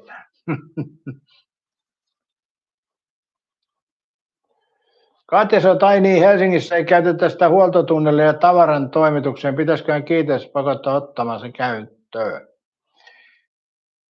Mä en tiedä, mitä huoltotunnelia sä tarkoitat. Mä oon itse ollut jakeluajossa Helsingissä ja se huoltotunneli lähti siitä VR-makasiinin luota, siitä rautataseman vierestä, meni tunneli alas, huoltotunneli. Ja sitä kautta pääsi tuonne vanhalle saakka, Stockmannille saakka pääsi sitä kautta. Mutta jos miettii sitä tunnelia, niin se oli silloin jo aika ruuhkainen, kun siinä vietiin paljon tavaraa. Ja miksei vietäisi edelleenkin? Eli siellä on siis huoltotunneli, mikä haarautuu ja mistä pääsee eri kaupoille. Niin Ainakin se tunneli oli silloin jo 90-luvulla kovassa käytössä. Mutta mä en tiedä, tarkoitatko jotain muuta huoltotunnelia. Mulle sanoi, että oli lähellä 70-luvulla, ettei vanha Rauma poistettu, uusia kerrostoja suunniteltiin tilalle. Homma jäi kuitenkin. Katja sanoi, että Helsingin käytti 9 miljoonaa euroa tunneli, jota ei käytä juuri kukaan. Onko se eri paikassa? Niin 2010 valmistui huoltotoimi tarkoitus vahvistaa keskustan kilpailukykyä elinvoimaa sekä mahdollistaa kävelykeskustan laajentaminen. Mutta missä se huoltotunneli on? Se ei voi tuo sama olla, mistä mä oon vienyt tavaraa tonne vanhan kellariin. Se ei voi sama tunneli kyllä olla. Eli tosiaan se lähti siitä vanhalta makasinilta, missä on Kiasma nykyisin, jo siitä jostain. Mentiin talon alle ja sieltä mentiin sitten, ajettiin autolla sinne vanhalle asti. Ja mun mielestä sieltä pääsi Stockmannillekin viemään tavaraa, mutta se oli silloin jo aika ruuhkainen, että siinä oli semmoisia paikkoja, missä joutui vastaan tuli ja odottaa ja niin edespäin.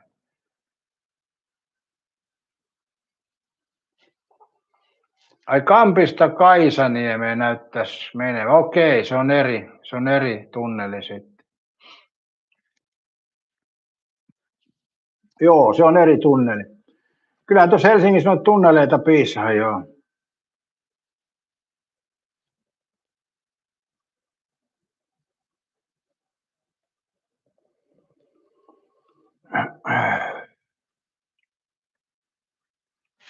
Tuossa muuten katoin jonkun jutun, kun Lasipalatsi, niin siellä Lasipalatsin allakin menee tunneleita.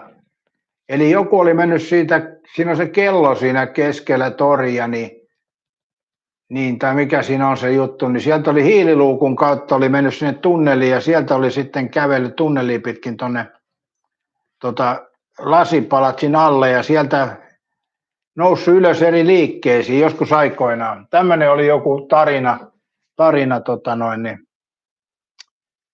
Oliko se nyt YouTubessa tarina? Ja se oli teilannut vartija siellä. Eli enpä ole totakaan tiennyt, vaikka aina mua on tunnelit Helsingissä kiinnostanut tietysti. Niin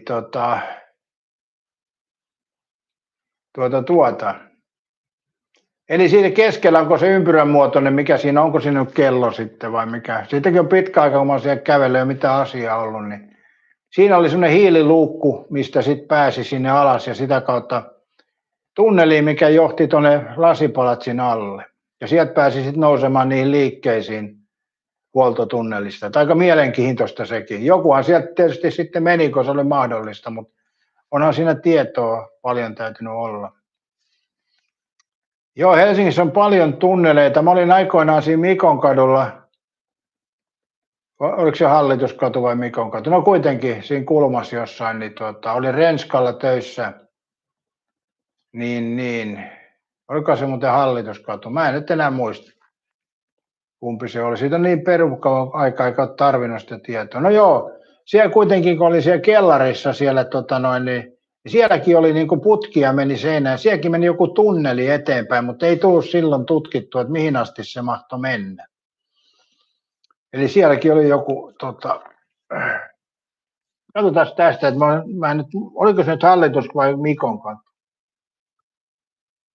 Olisiko se ollut Hallituskatu? No katsotaan, oliko se Hallituskatu Mikon? Missä päin Helsinkiä sijaitsi aikoinaan Rennundin tavaratalo?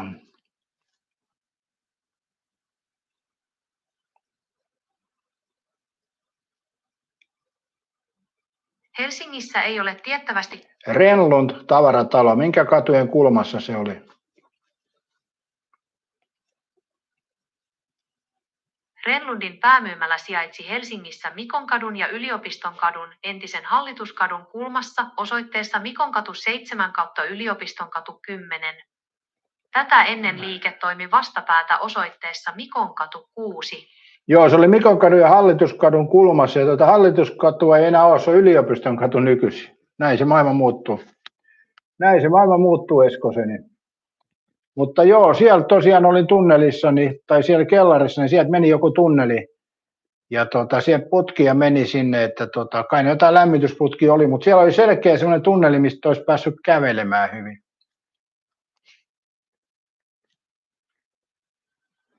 Mutta mä en muista, että menikö se sinne vastapuoleen kohti vai mihin se meni, en sitä muista kyllä. Silloin ei ollut aikaa tutkia, kun piti chupata. Sitten yksi huhu muuten oli aikoinaan, oli tämmöinen huhu, mä en tiedä miten todellinen se on, mutta eli kun puhutaan tuosta Simonkylästä, niin oli semmoinen huhu, että Simonkylän koulusta meni tunneli sinne Simonkallion ohi. Siellä alhaalla oli kioski, niin joku huhu oli, että siellä menisi semmoinen tunneli sinne, että pääsisi tunnelia pitkin kulkemaan sinne Simonkallion ohi. Siellä oli alhaalla kioski, ei siellä varmaan enää, mutta aika lähellä sinne urheilukenttään. Ja kyllähän se pentuna kiehto tietysti toi, että mikähän tunneli se on. Ja totta kai me käytiin siellä kellarissa avaamassa niitä kansia. Ja sitten me mentiin semmoiseen yhteen, missä meni jotain putkia. Me pudottautiin alas siihen. Mutta siellä oli niin tunkkainen se ilma, että me ei voitu lähteä eteenpäin kulkemaan. En tiedä, olisiko se johtanut mihinkään, tuskin. Ehkä se oli huhu vaan, mutta siellä kyllä oli selkeä semmoinen putki ja meni ja tunneli, mutta en osaa sanoa mihin se johti, että ei siitä voinut mennä. Siellä oli todellakin niin tunkkainen se ilma, että se jäi sitten siihen. Eli todennäköisesti voihan se olla, että siellä on jotain putkia joskus rakennettu sinne alaskin, mutta mikä sitten syy on ollut, en tiedä. Mutta kyllähän noita tunneleita on ollut ja on edelleen niitä pitkin joka puolella. Mutta älkää menkö tutkimaan noita siellä. Periaatteessa kun miettii, että entisaikaan kun oli sitä tutkimusintoa ja sitten mentiin tuommoiseen tunneliin, niin siellähän pitäisi olla jotkut vettä mukana ja kunnolliset valot ja niin edespäin, köysiä ja muita, että se on aika vaarallisia noita tunnelit tutkia. Pimeyshän siellä on ja sitten se ilma on aika huonoa noissa tunneleissa, että ei ole voi olla jopa happia aika vähäistä. Mutta kyllähän noita aina on ollut sitä, että tutkitaan noita, pennut tutkii, kaikki kiinnostaa. Kyllähän noita tunneleita on, Tamperekin on täynnä tunneleita. Et sen lisäksi, että on näitä julkisia tunneleita, sitten on salatunneleita ja niin edespäin.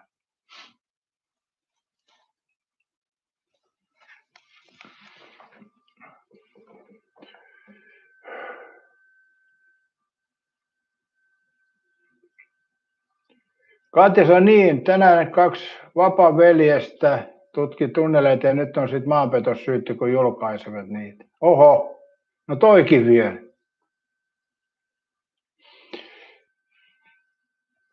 Yrjö Mikael kysyy ohi aihe, missä leffassa olit vanginvartijat.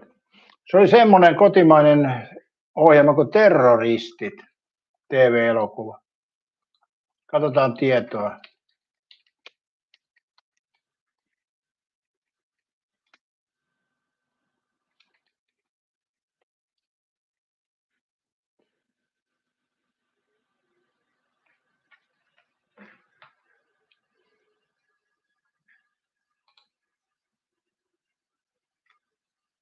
Tämä ei ole sama, mikä täällä nyt näkyy, tämä Veli-Matti Saksen.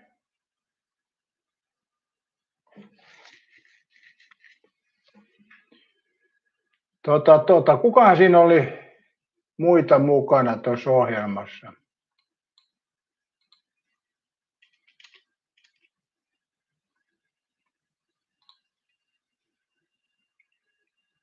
Täällä tulee kaikkea muuta.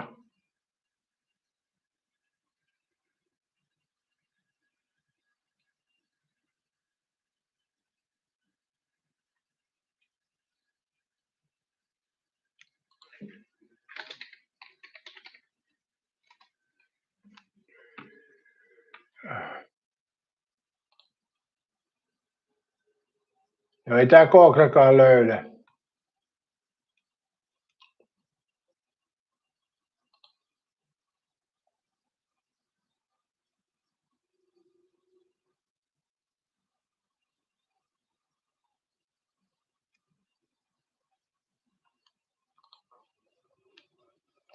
Katsotaan vielä, mistä mä löytäisin sen. Kuka siinä oli pääosissa? Mikäs tää on tää lihava ukko, mikä on monessa elokuvassa, sen tytärkin on näyttelijä tää Sjöholm, mikä se, onko se Sjöholm? Petri Sjöholm, olisiko se? Pertti Sjöholm. Katsotaan. Sjöholm, olisikohan se?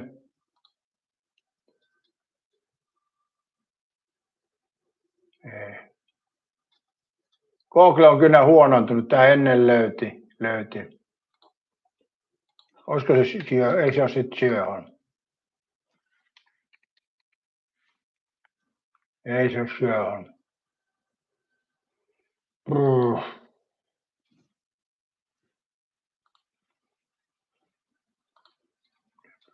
Sjöholm, ei.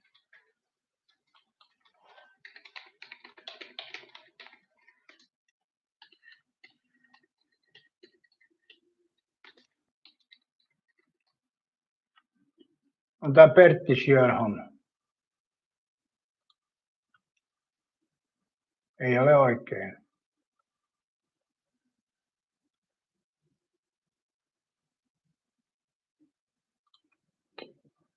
Sveholm. Olisiko se Sveholm?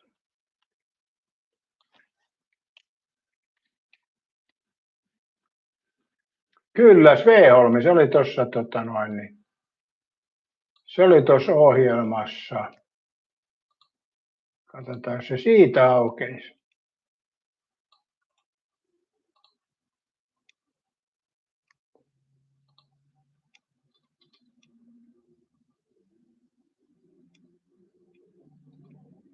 Pertti Veson filmografia.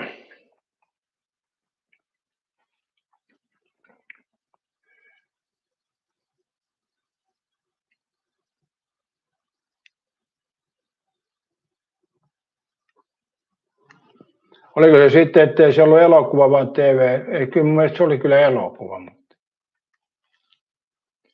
Yön sankari päivää, Kalmari ylösnousemus.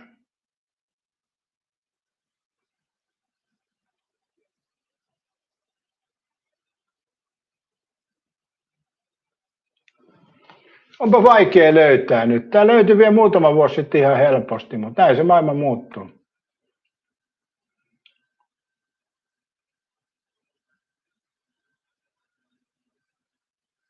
Eipä löydy. Televisioelokuvat, no olisiko se siellä? Terroristit, rikostarkastaja, täällä se löytyy.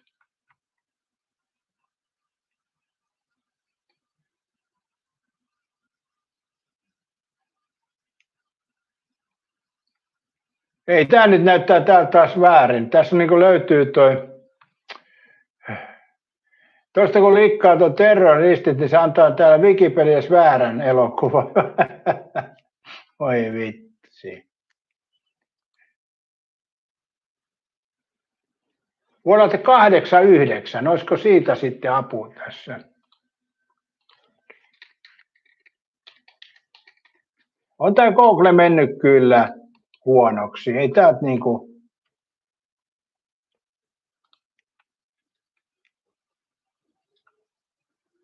Ei, tämä näyttää taas väärä elokuva.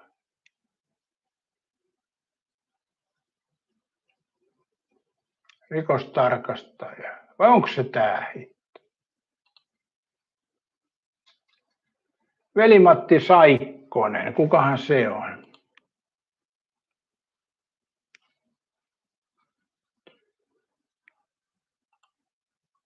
Katsotaan, kuka Veli-Matti Saikkonen. Siitä se voi aueta.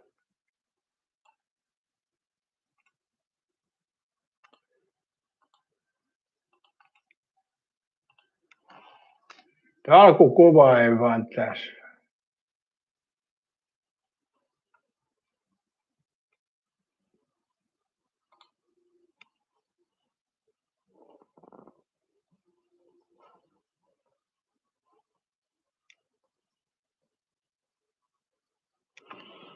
Onpa vaikea. Nyt sä kyllä heitit hankalan kysymyksen. Ai se oli kirjoittaja. Stars. Ville Sandqvist.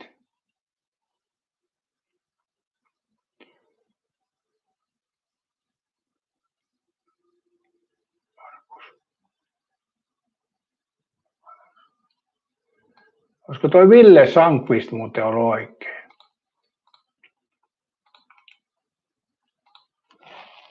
Mä vielä laitan, joo, toi taisi olla se poika.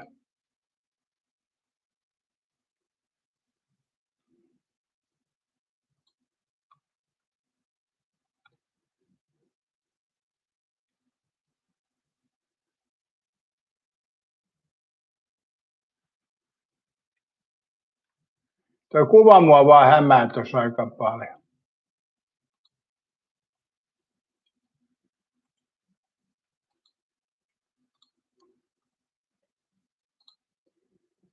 Tuossa niin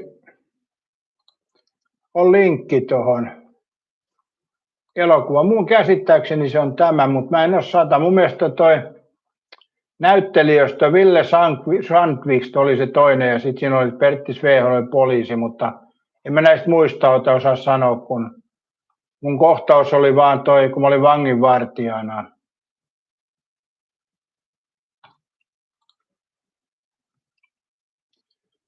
Ensimmäinen peli pelataan torstaina, tulee televisiosta 22.00, telkkaripeli vielä. Meksiko ja Etelä-Afrikka. Kova peli. Mutta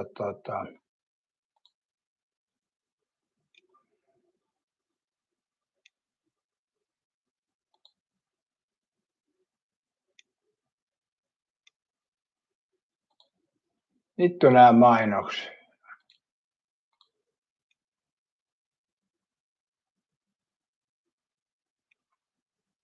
Joo. Ei pääse katsoa, jos ei liity tänne. Miksi mä liittyisin, jos mä yhden elokuvan katson?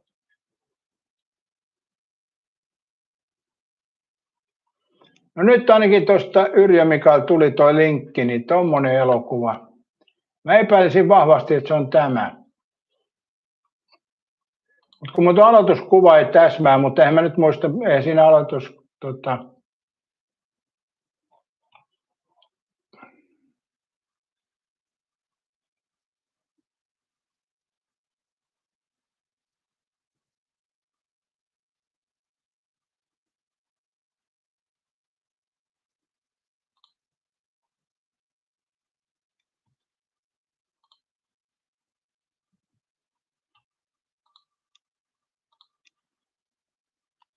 Joo, toivottavasti se löytyy tuosta, mutta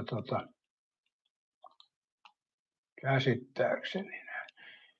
Toihan on joskus siitä on nähnyt pätkiäkin. Löytyisiköhän YouTubesta muuten pätkiä?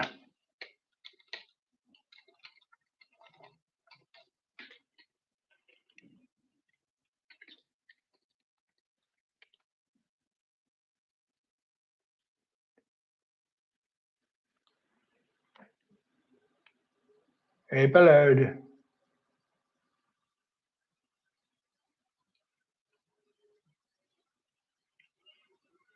Täältä tulee Uno Turhapuro menettää muistinsa. Kiitos tästä kihausta.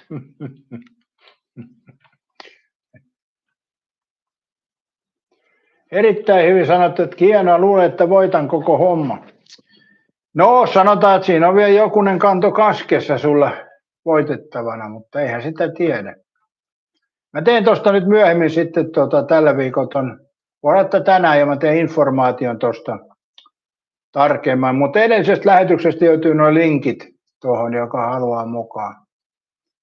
Seppo Hovimestarikin voi tulla, jos uskoo uskovansa MM-jalkapallotietämykseen, mutta mitä mun piti nyt katsoa tuo?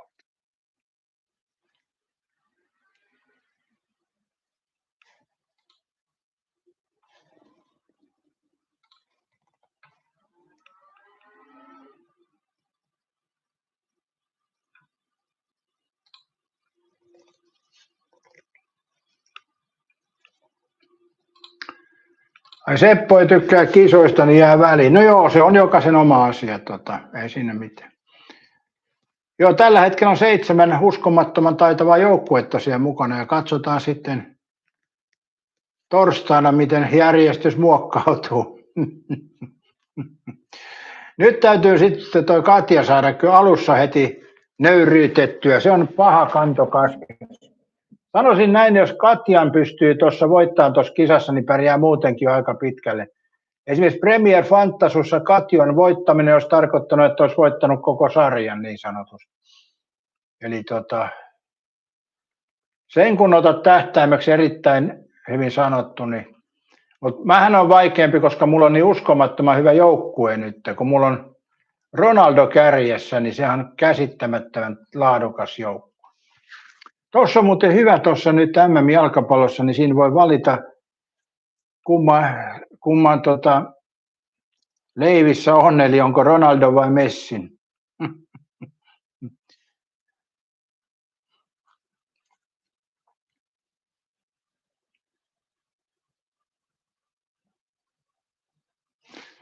Paljon tässä on muuten juhannuksen aikaa, eihän siihenkään paljon mitään.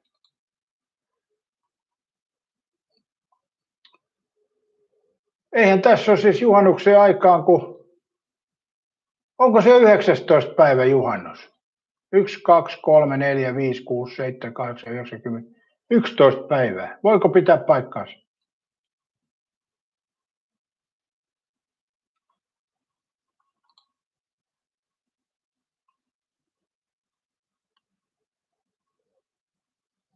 Erittäin hyvin, sä oot huomannut kumpaakaan. Kain, se tarkoittaa, että kane löytyy, joo. Yrjö Mika sanoo, että kaikki on mahdollista paitsi Katjan voittaminen.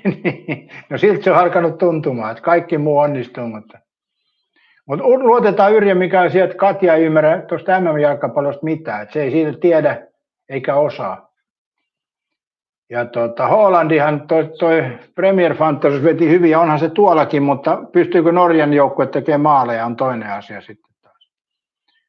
Eli on se eri asia, jos Haalandi tekee maaleja tuolla Englannissa Cityn joukoissa, kun et se tekee maaleja jo Norjan joukoissa. Jos te mietitte, että Suomella olisi toi Haalandi, niin ei se silti Suomi pääsisi edes noihin MM-kisoihin, ettei se niin paljon vaikuta. Eli en mä tiedä, voihan se olla, että se tekee sielläkin maaleja ja Norja menee sitten pitkälle. Ei piruko näistä tiedä. Eihän se Norja ihan huono joukkue.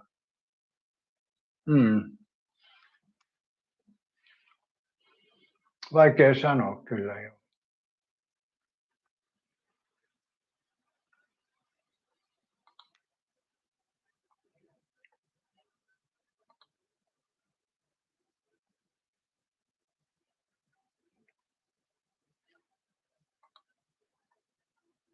Ja tosiaan tässä alkaa 11. päivä torstaina peli Meksiko, South Africa, eli Etelä-Afrikka, Meksiko, ja 22.00 tulee televisiosta, olikohan se TV2, ja hyvin alkaa kisat. Sitten perjantaina on Korea ja Tsekki, Kanada ja Bosnia ja Herzegovina. Toi muuten tulee aamulla toi 5 toi Korea, Republic Tšekkoslovakia. Niin nyt ei varmaan, no riippuu vähän miten intoa riittää, se on vähän aikaisin kyllä. Katsotaan, kysytäänpä.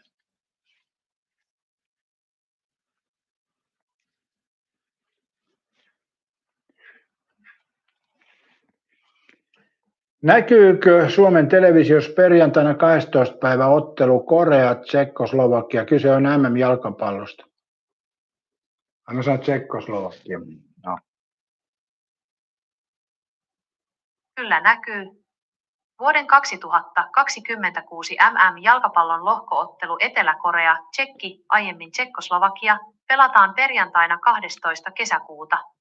Ottelu esitetään suorana lähetyksenä MTV3-kanavalla ja MTV-katsomossa kello 4.50 alkaen, ja itse peli alkaa kello 5.00 Suomen aikaa.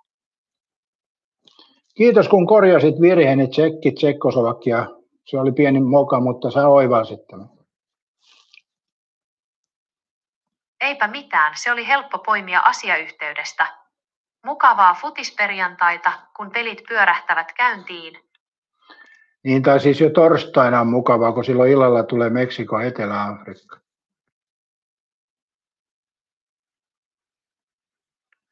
Kyllä vain. MM-kisojen avausottelu Meksiko, Etelä-Afrikka pelataan torstai-iltana 11. kesäkuuta kello 22.00 Suomen aikaa.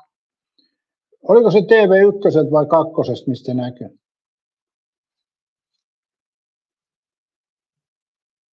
Ei kummastakaan, vaan ne näkyvät MTV3-kanavalta I. Yle ja MTV jakavat nämä MM-kisat puoliksi, ja juuri nämä kaksi mainitsemaasi ottelua, Meksiko, Etelä-Afrikka ja Etelä-Korea, Tšekki, osuivat MTV:n esitettäviksi.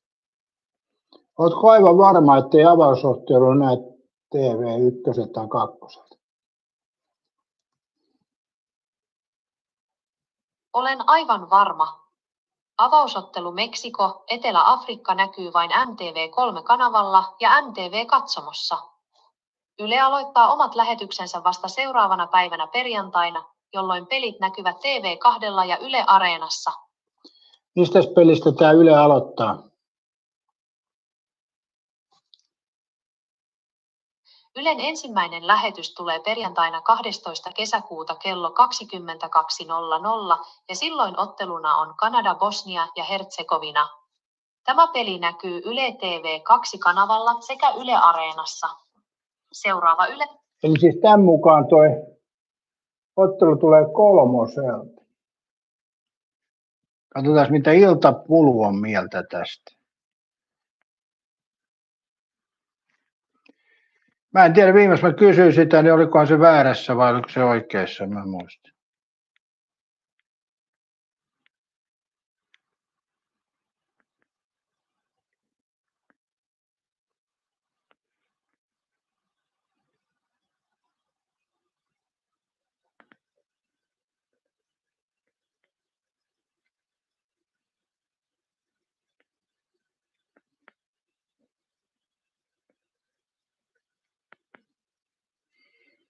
Joo, kyllä se tulee Meksiko ilta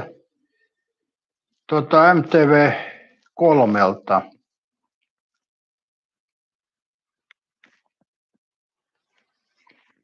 Ensimmäinen ottelu näkyy sieltä. Jotenkin mä ajattelin, että se oli TV1 tai 2. Mä oon ehkä kuullut väärin tai sitten toi tekoäly sanoi väärin. Tässä on erehtynyt mahdollisuus 50-50 suurin piirtein. No joo, pääsi, että tämäkin tuli selväksi.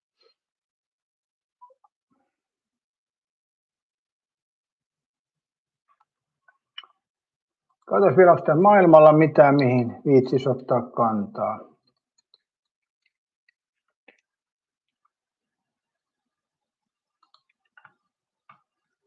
Öljyn hinta kovassa jo nousussa. Israel uhmasi Trumpia, iski laajasti.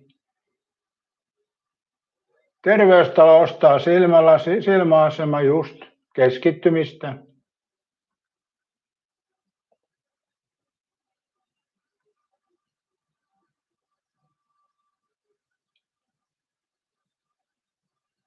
Joo.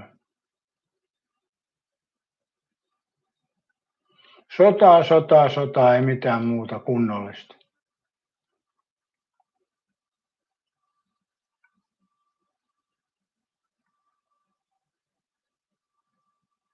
Lidl mainostaa vegaanituotteita, ja onneksi mä en käy siellä.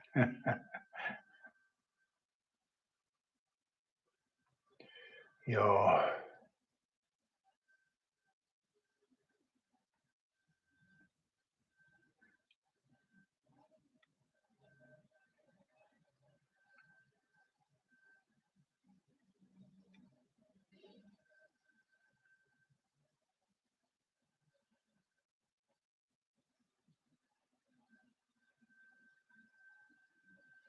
Tämmöinenkin uutinen tässä, että Lokki paljasti petomaisen puolensa Helsingissä. Kauhukseni sain sen videolle. No, meinaaks, että linnut on jotenkin niin kuin lemmikkieläimiä. Kyllähän ne on, kyllä ne on ihan niin kuin luonnossa syö selviytyäksi ja taistelee. Mehän on tässä käyty jotain reviiriruoka ja lisääntyminen, se koskee lokkejakin. Mutta ilmeisesti tätä kuvaajaa ei koske. Lokki hotkaisi pikkulinnun Helsingin keskustassa. Hän ei tiennyt, että lokit on verenhimoisia saalistajia. Miikka kertoo. Voi vitsi.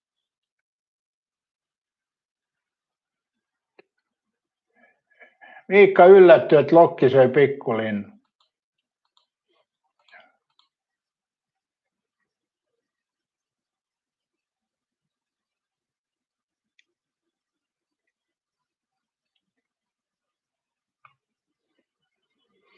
Juu, täällä on sehän pikkulintu, mikä on vielä elossa. No ei niitä saa lokitkaan ostettua hampurilaisbaarista. Vai meinaako se Miikka, että se lokki lentää tuonne hampurilaisbaariin ja sanoo, että yksi pikkulintu, kiitos. Kyllä tämä nykymaailman ihminen on erkaantunut luonnosta, kun se ei ymmärrä sitä, että lokkihan saalistaa tietysti kaikkea pienempää liikkumaa, jos vaan mahdollista. Isompaa se on vähän haastavampi. Ja niin ne muutkin eläimet tekee. Ei ollut vegaanilokki, niin.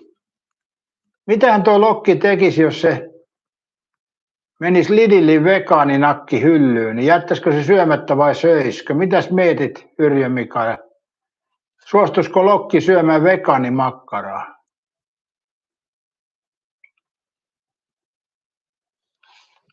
Muuten ei ole testattu, miten eläimet suhtautuu vegaaniruokaan. Jotkuhan yrittää kissallekin antaa vegaanista ruokaa, mutta kissahan on lihansyöjä ja se tarvii sitä lihaa.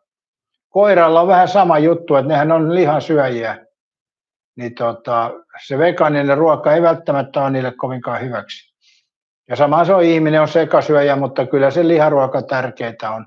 Tuosta oli yksi päivä syötyä tuosta naudanliha leikejä. Kyllä se vaan on niinku ruoka. Kyllä se vaan on ruoka. Siitä lähti nälkä ja tuli hyvä energinen fiilis ja muuta. Niin ei näillä pastalla ja tämmöisillä makaroneilla niin ei kyllä tule se sama. Koko perunat ja naudanliha. Joskus ranskalaisilla, jos ei ole koko perunat, mutta kuitenkin. Niin kyllä siitä tulee virtaa ja elinvoimaa ja positiivinen. Siitä tulee niinku positiivinen olo. Musta tuntuu, että monet vegaanit ja tämmöisiä ruokia syöjät on hirveän kärttyisiä.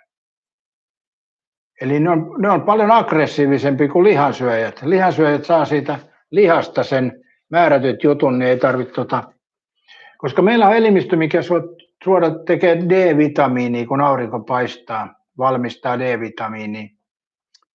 Niin onko tuossa lihassa sellaisia tarpeita, mitä tulee siitä, jota ei saa, niin sitten kiukuttaa, että nousisi noin omat testosteronin tuotannot ja muut. En tiedä, en osaa sanoa.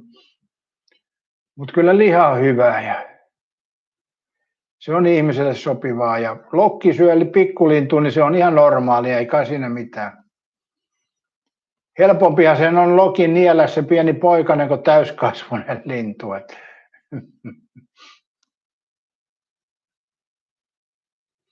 Kyllä lokit vie esimerkiksi sorsanpoikasi, jos tilaisuus tulee.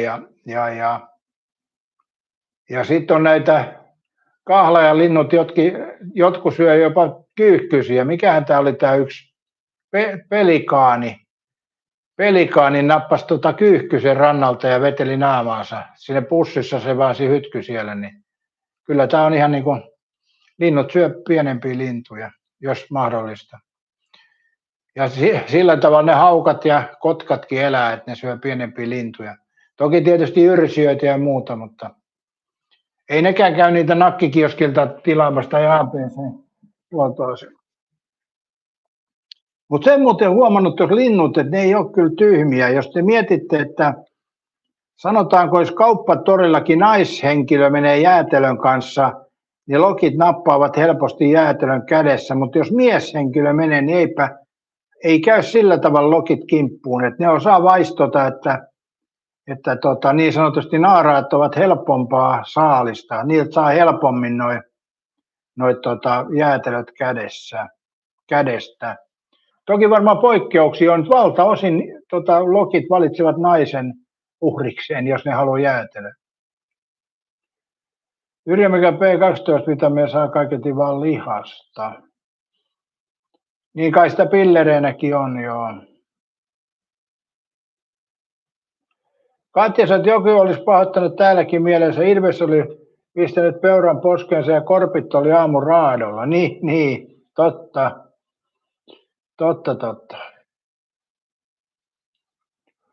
Eli lihansyöjät ei saisi syödä sitä lihaa, mitä ne on tottuneet syödä. Pitäisi hakea vegaaninakkeja Lidlistä.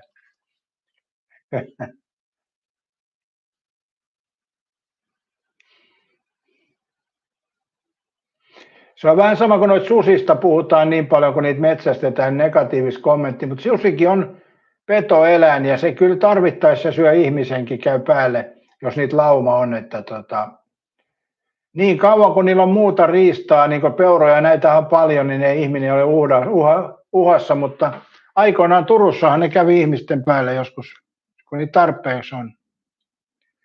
Erittäin hyvät naiset ei pärjää edes lokeille. En mä tiedä, onko se pärjäämiskysymys. Se voi olla sillä, että naiset on torilla, niin ne höpöttää ja tekee kaikki muuta, että ne on helpompi saalis. Koska me miehethän ollaan semmoisia ostoksilla, että me mennään pisteeseen A, pisteeseen B, tullaan pois. Ja naiset menee pisteeseen A, siinä on välissä piste C, D, E, F, G, H, sitten ne on A:ssa, sitten ne menee pisteeseen B, siinä on taas I, J, K, L, M kohteet välissä. Eli nainen katselee joka suunnalle, haaveilee, tötterö kädessä se katselee. Aika tuolla on kivat kengät, noihän voi sopia. En tiedä kokeilenko vielä niitä vai kokeilenko hetken kuluttua, katsotaan, värikin voi osua. Ja siinä mennessä lokki tulee vielä tötterön kädessä. Mies taas vetää tötteröä niin kuin näin, että äkkiä syödään tätä, ettei kukaan vaan vie sitä suusta. Katja sanoo, että juu, ei ilveksiä paljon marjapellolla käy popsimassa mansikoita. Ei, niin, se on totta. Karhuhan voi käydä toki sitäkin tekemässä. Nythän oli ollut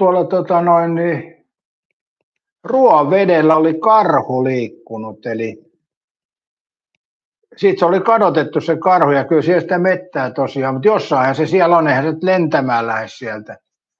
Mutta sitä oli etsitty, sitä Ruovedellä nähty karhu. Ja se ei ole koskaan hyvä, kun karhu on asutusten lähellä.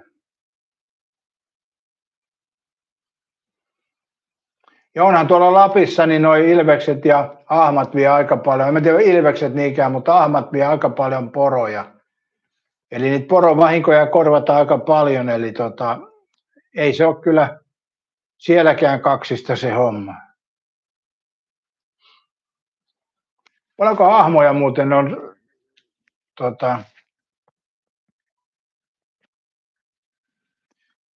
paljonko ahmoja on Suomessa? Suomessa arvioidaan olevan noin 535 ahmaa. Luonnonvarakeskuksen kanta-arvio ei sisällä 3 pohjoisinta kuntaa, Inari, Utsjoki ja Enontekiö, joten todellinen kokonaismäärä on hieman tätä suurempi. Metsästetäänkö niitä lainkaan, koska porovahingot on aika isoja joka vuosi?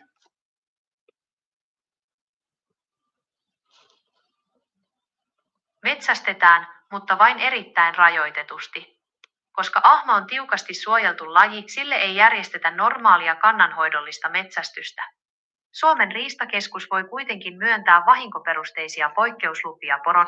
Onko susi suurempi uhka poroille kuin ahma? Ei ole. Sushi on japanilainen ruokalaji, joka valmistetaan pääasiassa kalasta, riisistä ja merilevästä, joten... No sutta mä tarkoitan eikä mitään sushia, se on ihan roskaruokaa.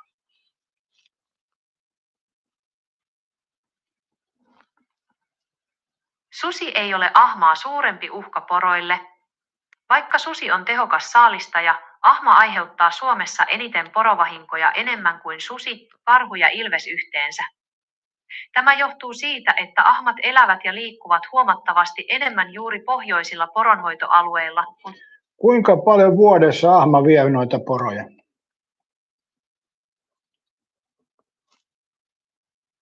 Ahma tappaa Suomessa vuosittain noin 2000–3000 poroa. Määrä vaihtelee vuosittain talviolosuhteiden mukaan. Hangen kantaessa ahma pystyy saalistamaan erittäin tehokkaasti ja saattaa tehdä hamstrauskäyttäytymisen vuoksi kerralla suurtakin tuhoa. Eli käytännössä yksi ahma vie noin 5–6 poroa vuodessa. Kyllä, keskimäärin näin on. Luku saadaan jakamalla vahingot ahmojen määrällä, mutta todellisuudessa yksittäiset ahmat voivat tappaa paljon enemmän ja toiset vähemmän.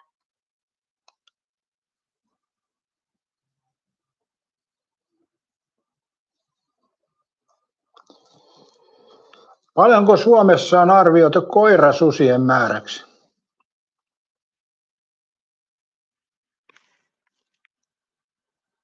Suomessa ei ole tarkkaa kanta-arviota koirasusien kokonaismäärästä, sillä ne ovat haitallisia vieraslajeja, joille ei lasketa varsinaista virallista eläinkantaa kuten sudelle. DNA-tutkimusten perusteella kyse on kuitenkin erittäin pienestä määrästä yksittäisiä yksilöitä tai pieniä paikallisia laumoja joita on havaittu lähinnä Kaakkois-Suomessa, kuten Lappeenrannan ja Haminan seudulla, sekä Pohjanmaalla Kaskisten ja Närpiön alueella. Luonnonvarakeskuksen Luke DNA-seurannassa koirasusia tunnistetaan vuosittain maastosta ja metsästyssaaliista vain joitakin kymmeniä yksilöitä. Kaikki tunnistetut koirasudet pyritään poistamaan luonnosta mahdollisimman nopeasti suden geeniperimän suojelemiseksi. Joo, kymmeniä vuosittain. Ja aina ne yritetään poistaa Suomessa.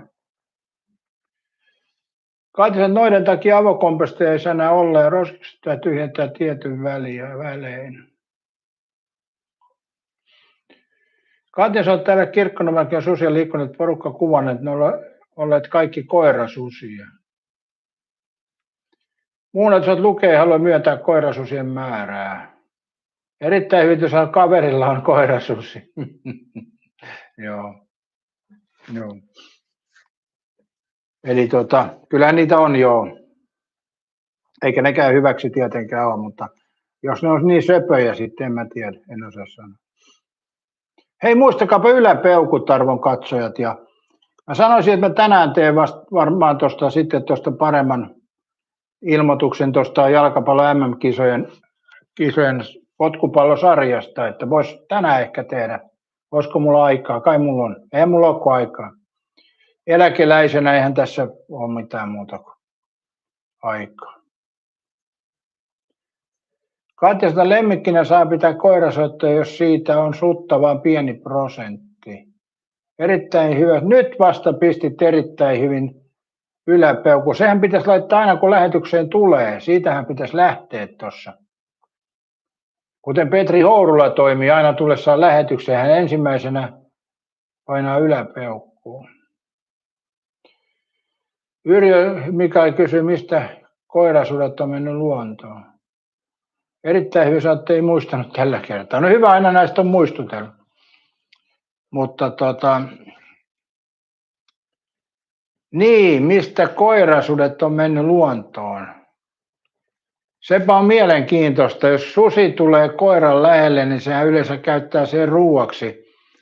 Ja jos sitten taas siis susi lisääntyy koiran kanssa, niin koirahan ne täytyy kasvattaa, mutta niitähän tulee silloin periaatteessa lemmikkinä. Eli toistepäin, jos koira sitten on suden kanssa ja susi menee mettään symyttää silleen, no vaikea sanoa, eihän noista tiedä. Kai mikä sanoo, että voi Veikkoset, yläpeukutan heti aluksi jo aina. Hienoa, kiitoksia tästä. Se kuuluu periaatteessa lähetyksen luonteeseen, kun kuitenkin näitä lähetyksiä tehdään ja paljon näitä katsojataloja höpötellään. Eihän tässä tänäänkään mitään järkevää asiaa, mutta kunhan tässä on höpötelty. Aina tässä jotain niin kuin oppii eilisestä lähetyksestä paljonkin. Katja, koirien suden risteytyksen jotkut narttusudet kaveraa uroskoirien kanssa. No siinä oli se ratkaisu, kun mä mietin, että miten päin se menee. Eli narttususi voi tulla uroskoiran kanssa, okei. Koska se jälkeläiset, jos se kotikoira saa suden jälkeläisiä, hän kasvattaa näisiä kopissa tai perheessä ja nehän kesyntyy siinä samalla, ainakin jonkun verran. Mutta sitten jos uroskoira on suden kanssa ja lähtee luontoon, niin sittenhän siitä tulee suden jälkeläinen. Joo.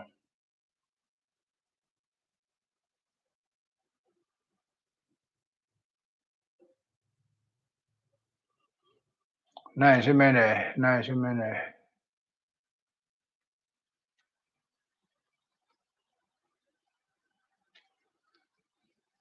Mä en viitti sanoa tätä asiaa, kun YouTube ei tykkää tästä, mutta sanotaan nyt näin se, että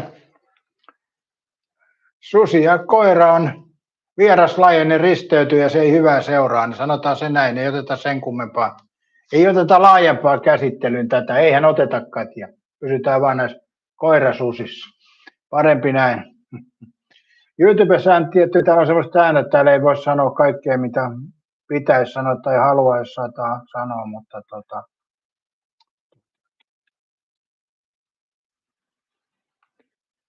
katsotaan, ei pysytään vaan tässä, joo. Ei tarvitse leikkailla lähetystä sitten. Mutta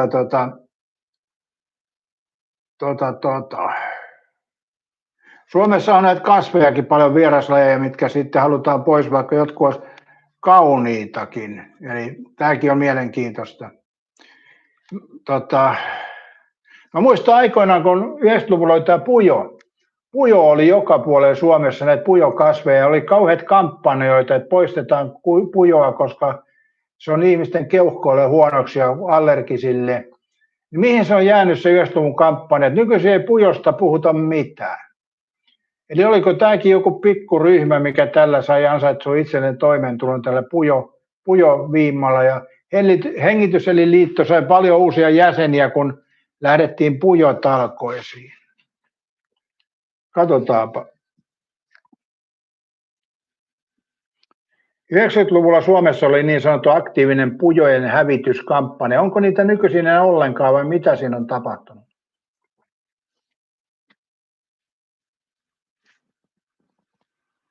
Valtakunnallisia massiivisia pujon hävityskampanjoita ei enää järjestetä. 1990-luvulla huomattiin, että pujo on liian yleinen ja sitkeä kasvi kokonaan hävitettäväksi, joten laajamittaisista kampanjoista luovuttiin tehottomina. Nykyisin pujon torjunta on siirtynyt paikalliseksi ja omatoimiseksi. Paikalliset talkoot, jotkin asukasyhdistykset, kunnat ja allergiajärjestöt järjestävät edelleen pienimuotoisia kitkentätalkoita asuinalueilla ja uimarannoilla. Omahoito. Kiinteistön omistajia ja asukkaita kannustetaan niittämään tai nyhtämään pujo juurineen omilta pihoiltaan ennen sen kukkimalle ryhtymistä, yleensä heinäkuussa. Painopisteen muutos. Nykyisin viranomaisten ja järjestöjen huomio on siirtynyt pujoista haitallisempiin, luontoa valtaaviin vieraslajeihin, kuten jättiputkeen ja lupiiniin. Pujo on Suomen alkuperäislajistoa, joten sen kitkentää perustellaan nykyään vain allergiaoireiden helpottamisella. Millä perusteella lupiini on haitallisempi, koska pujohan käy keuhkoon ja aiheuttaa keuhko-ongelmaisille astmaatikoille erittäin pahoja oireita? Pujon ja lupiinin vertaamisessa kyse on terveyshaatan ja ekologisen haitan välisestä erosta. Viranomaiset ja laki määrittelevät kasvin haitallisuuden eri kriteereillä.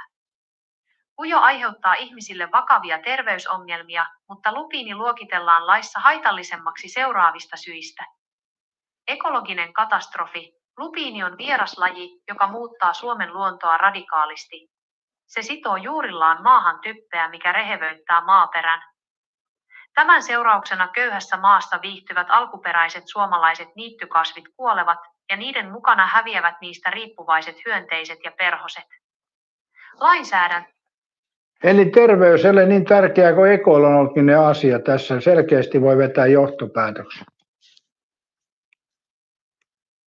Se voi helposti vaikuttaa siltä, mutta kyse on pikemminkin lakiteknisestä jaosta ja siitä, mihin valtion rahoja voidaan lakisääteisesti käyttää.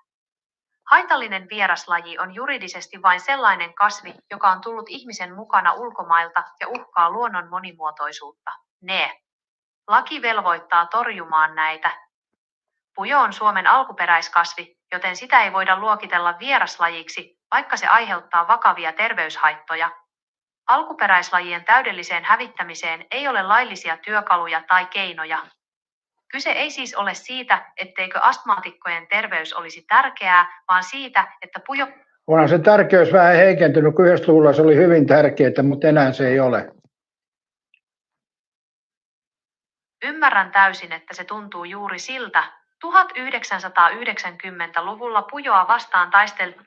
Joo, eli siis kuten mä näin tästä, niin terveys ei ole niin tärkeää kuin ekologiset syyt, että maaperä köyhtyy vieraslajissa, no voisiko sitä sitten vaikka lannoittaa, en tiedä.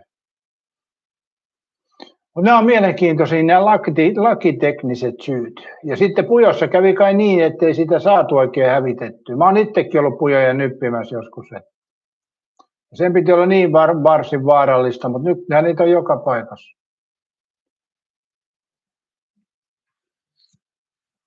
Hei, laulasiko se muuten siinä ekolla vieläkö on lupiineja? Ei se kyllä, se on villihevos. No joo.